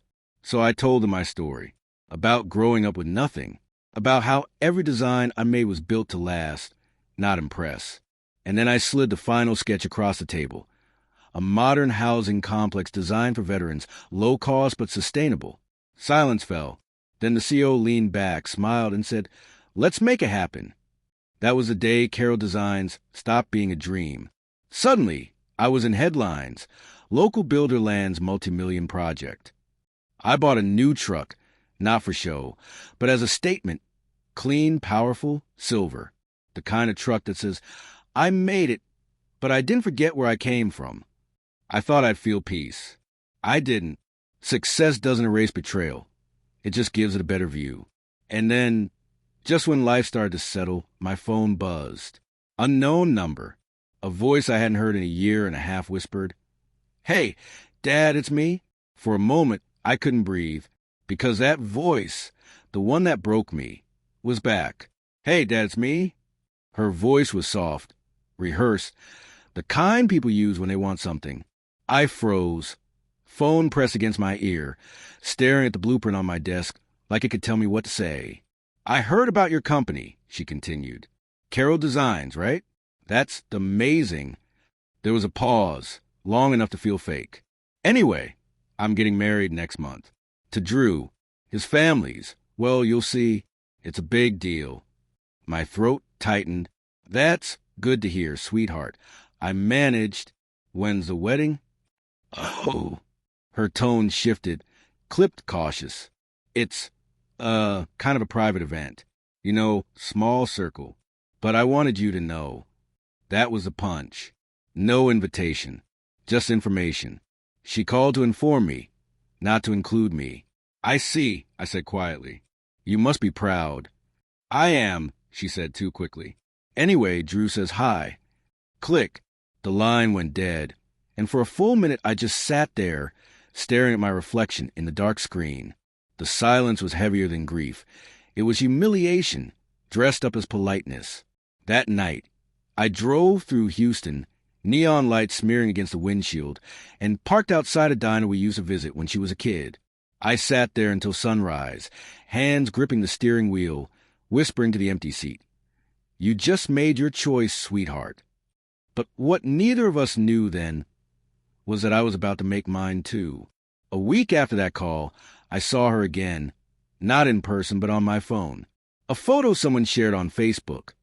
Stacy in a white rehearsal dress, holding hands with Drew, both framed by chandeliers and fake laughter. The caption read, "Love isn't about where you come from. It's about leveling up together." Leveling up. That phrase hit harder than it should have, because I knew exactly what she meant. She thought she'd traded up for me. That same night, an article about my latest deal hit the Houston Chronicle. Local architect signs $8.4 million contract for Veterans Complex. There was a photo, me shaking hand with the mayor, standing beside my new truck. I didn't post it. I didn't brag. But someone tagged me anyway. By morning, my phone was lighting up with messages.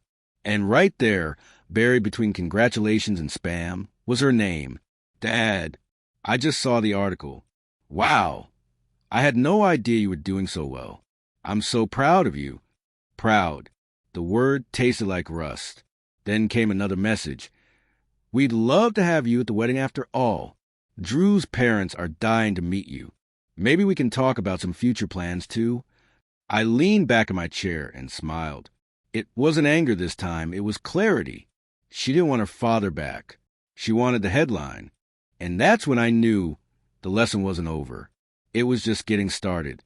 She called again the next evening, cheerful, overcompensating. "Dad, you wouldn't believe how excited Drew is to finally meet you. He's been asking about your business nonstop." Her voice had that glossy tone, like someone rehearsing charm in a mirror. "Oh, yeah," I said, keeping it even. "What's he want to know?" "Well," she hesitated, "he's kind of in finance, real estate. Actually, you two probably have a lot in common. Maybe you could, I don't know, help with a few investments." There it was. The ask, wrapped in silk, but still a hook. I played along. "Sure, sweetheart. Let's meet. You pick the place." She chose a fancy brunch spot downtown. White tablecloths, valet parking. The kind of place where the coffee costs more than a good steak. Drew was all charm. Slick hair, shiny watch, handshake too firm. "Mr. Carroll, it's an honor," he said, like a man introducing himself to his next investor. We talked business. Or rather, he talked about opportunities, short-term lending, quick flips. Stacy kept smiling, nodding too much, gripping his arm like a stage cue. Then, between sips of champagne, Drew leaned in and said, "We're just a little short on liquid right now. Wedding expenses, you know how it is. But after the honeymoon, we'll have some amazing returns. Maybe you want to help bridge the gap?" I smiled, slow and deliberate. Maybe, because right then I knew exactly what kind of people I was dealing with. And if they wanted to play games, well, they just invited the wrong man to the table. That night, I couldn't sleep. I sat in my study, the city lights flickering through the blinds, replaying every word from that brunch. The tone, the timing, the way Drew's smile twitched when he mentioned money. Like a man used to getting what he wants. I'd seen that look before on job sites and in boardrooms. It was the look of a hustler wearing a borrowed suit. By midnight, I poured myself a glass of bourbon and made a decision. I needed the truth, not suspicions, not instincts. Proof. The next morning, I called an old acquaintance, Kent Murphy, private investigator. We'd worked together years back on a construction fraud case. Ken had a nose for lies and a Rolodex full of people who owed him favors. Kent, I said, I need you to look into my daughter's fiancé. Quietly. He chuckled. You finally letting someone else do the digging for once? Not this time, I said. This isn't business. It's personal. 3 days later, he called. Frank, you might want to sit down for this. Turns out Drew wasn't some real estate hotshot. He was neck deep in debt. Over $150,000, most of it from failed investments and gambling markers. His so-called family business? Just smoke and mirrors. But the real gut punch? Kent found messages text between Drew and Stacy, planning how to approach me for help. My own daughter, scripting the con. I hung up, stared at my reflection in the window, and whispered, All right, sweetheart, you want a game? Then I smiled. Let's play. The next time Stacy called, I'd already seen the screenshots. Every word, every plan, every don't worry. Dad will help. She had no idea I knew. That's the thing about deceit. It always assumes you're still the fool you used to be.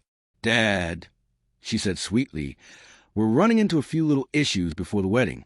The venue wants a bigger deposit, and Drew's dad's account is temporarily frozen. You know, just paperwork. Could you help us out for a bit? Just until the check's clear. Her tone was sugar, but I could hear the desperation underneath. It wasn't about love or pride anymore. It was survival. I leaned back in my chair, pretending to think. How much are we talking? Maybe 20, 30,000? Just to cover immediate costs, she said quickly. All right.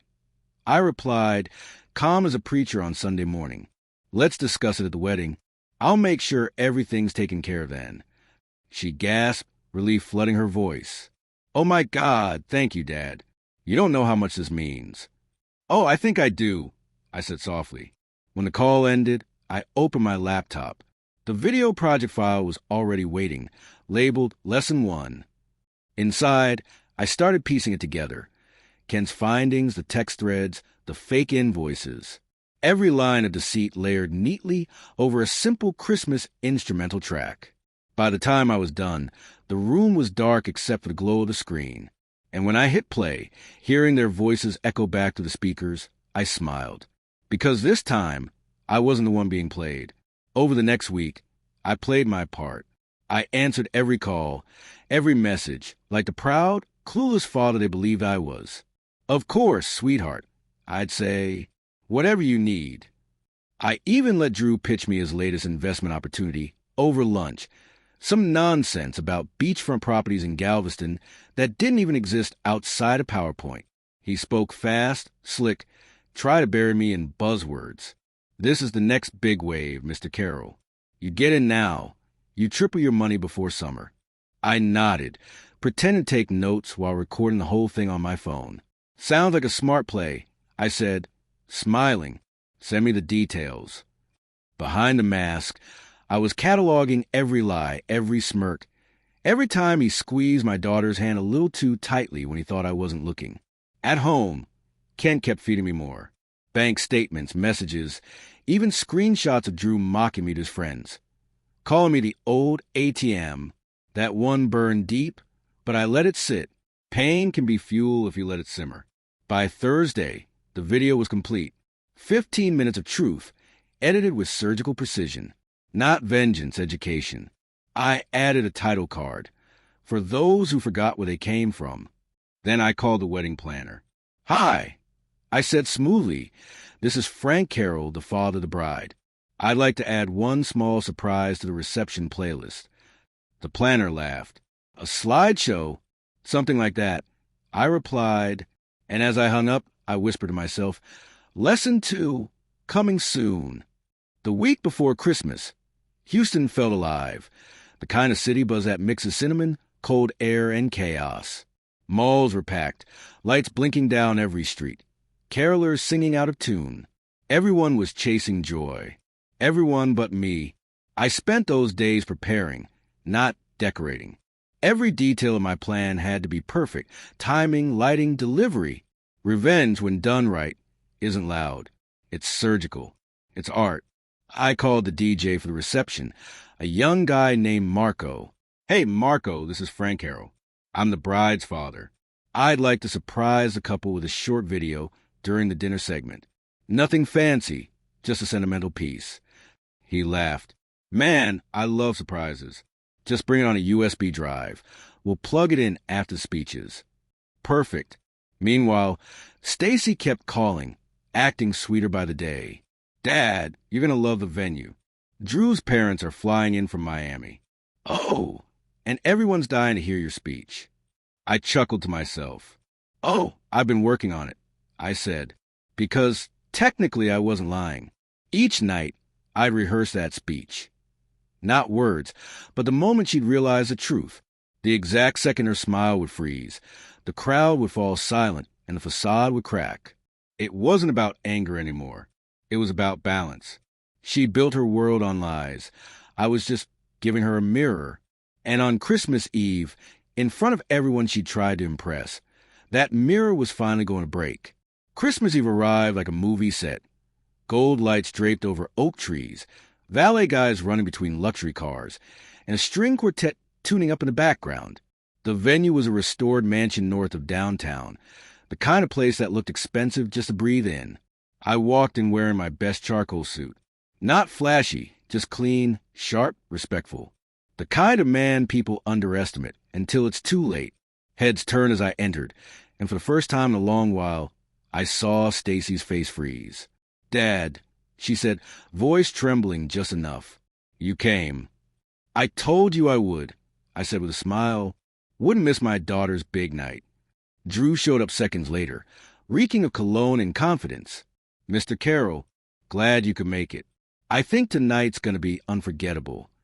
Yeah, I said, shaking his hand. I think you're right. Dinner rolled in laughter, champagne, speeches that dragged on.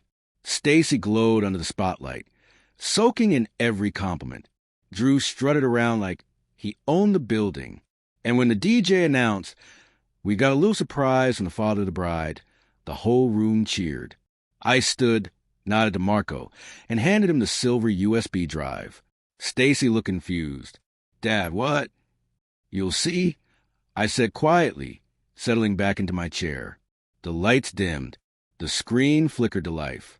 And with the first click of the play button, every secret they thought was buried began to surface. The first few seconds looked harmless, a slideshow of family photos, soft piano music playing under the chatter. People smiled, raised their glasses. Stacy relaxed, thinking it was some sentimental tribute. Then the music cut. The next clip rolled. A text message appeared on screen, clear as daylight. Once Dad wires the money, we're set. Just act sweet till then. Her voice followed. A recording Ken had captured from her call. Drew, he totally bought it.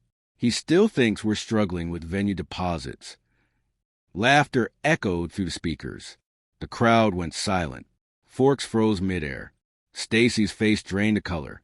Drew's jaw tightened, his smile collapsing like wet cardboard. Then came the next slide, bank statements, fake invoices, screenshots of their messages, each one hitting harder than the last. Gasps rippled through the room. Someone whispered, "Oh my God!" I didn't move, didn't blink, just watched.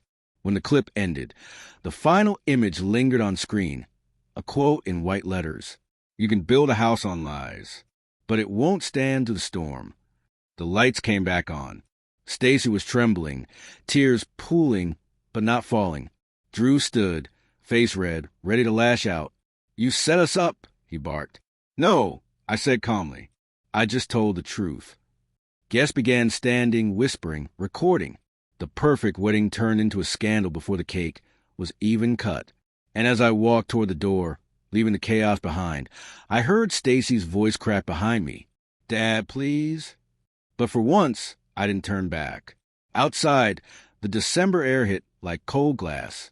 Behind me, the music had stopped completely, just muffled shouting, the kind that comes when people realize the fairy tale's over.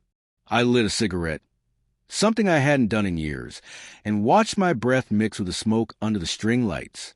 Through the window, I saw Drew grab Stacy's arm, his mask finally cracking. Guests were filming, whispering, scattering. And then, the moment I'll never forget, his mother, Diana, marched across the dance floor, fury carved into her face. "You humiliated us," she screamed, snatching the ring off Stacy's hand. "This wedding is over." Gasps, cameras flashing. Someone yelled for security. Stacy fell to her knees, mascara streaking down her cheeks, begging for a second chance that wasn't coming. That was the first public collapse. The first of 3. I stayed outside, listening as Drew tried to spin it, blaming Stacy, blaming me, blaming misunderstandings. But the evidence was on screen for everyone to see. There was no narrative left to twist. When the doors finally burst open, Drew stormed past me, face pale, tie loose, spitting curses under his breath. "You're finished, old man," he hissed. I smiled, flicked ash off my cigarette, and said quietly, "No, son, you are." He shoved past, disappearing into the night. Inside, the music never came back. The party was over. The lesson had only just begun. By morning, the story had already spread. Someone at the wedding posted the video on TikTok, and by breakfast, it had crossed 2 million views. The caption read, "Father exposes gold-digging daughter and her fiancé at their own wedding, Christmas Eve chaos." News outlets picked it up before noon. The comments poured in, legend. "That dad's a hero. This is justice." Every scroll was another stranger cheering me on, but I didn't feel like a hero. I felt empty. The phone rang nonstop, reporters, old friends, even ex-clients. Everyone wanted the exclusive. I ignored them all. I didn't do it for fame. I did it because lies needed to end. By the afternoon, Drew's company had frozen his accounts. His boss issued a statement calling the whole thing a personal embarrassment. That was public collapse number 2. Reputation annihilated in real time. As for Stacy, she disappeared offline. No posts, no calls. Just silence. Until one evening, 3 days later, I heard a knock at my door. When I opened it, she stood there, hair unkempt, face swollen from crying, wearing the same coat she left home with years ago. "Dad," she whispered, "I don't have anywhere else to go." For a long moment, I said nothing. The house was still, except for the faint sound of a wind chime outside. Finally, I stepped aside. "Come in," I said softly, because even after betrayal, a father's heart still knows the way home. She stood in the hallway like a stranger, clutching her purse with both hands, eyes darting around as if she didn't deserve to breathe the same air. The silence between us was heavier than any words could carry. "I'm sorry," she finally said, her voice cracked and small. I thought I knew what I wanted. I thought money would fix everything. I didn't answer right away. I just looked at her. Not the girl who betrayed me, but the child I once carried on my shoulders while building houses in the Texas heat. "You didn't just want money, Stacy," I said quietly. "You wanted to erase where you came from. You wanted to erase me." She broke then, sobbing like the storm had finally hit. I ruined everything. Everyone saw that video. I can't even walk into a store without people whispering. "That's what happens," I said, "when the lesson hits before the test." I poured 2 mugs of coffee and slid one across the counter. "You're not staying for pity. You're staying to rebuild. From scratch." Her eyes lifted, confused. "Rebuild? Carroll Designs needs an assistant. Low pay, long hours. You'll start Monday." "You're giving me a job?" "No," I said, "I'm giving you a chance." She nodded slowly, wiping her face, the smallest spark of humility in her eyes. Outside, carolers passed by, their voices faint under the streetlights. And for the first time in years, The word family didn't sound like a wound.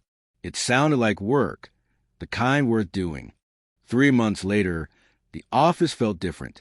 Morning started early. The smell of fresh coffee, the clatter of drafting tools, the hum of new beginnings. Stacy showed up every day on time, quiet but steady. She filed blueprints, took client calls, and stayed late without being asked. No more designer bags or fake smiles, just a woman trying to earn back her name. One evening, we stood side by side in the workshop, reviewing a model home layout. She hesitated, then asked, "Do you ever regret what you did that night?" I looked at her, the glow of the desk lamp cutting through the dusk. "No," I said, "because sometimes the only way people learn the value of truth is to see what happens when it disappears." She nodded slowly, understanding in her eyes for the first time. On my desk sat the old Father's Day card she once made, to the best builder in the world. I picked it up, smiled, and handed her my old drafting ruler. "Keep this," I said. "It's not just for drawing lines. It's for knowing where to draw them." Outside, the city glimmered under the last snow of winter. Somewhere in the distance, a church bell rang, the same sound that played the night everything fell apart. But now, it didn't sound like an ending. It sounded like peace. As we turned off the lights and locked the door, I glanced at her and said, "You can rebuild anything, sweetheart, even trust." And for the first time in a long time, she smiled like she believed it. If you like this story, please like this video. Subscribe to the channel and share your impressions of this story in the comments. To listen to the next story, click on the box on the right.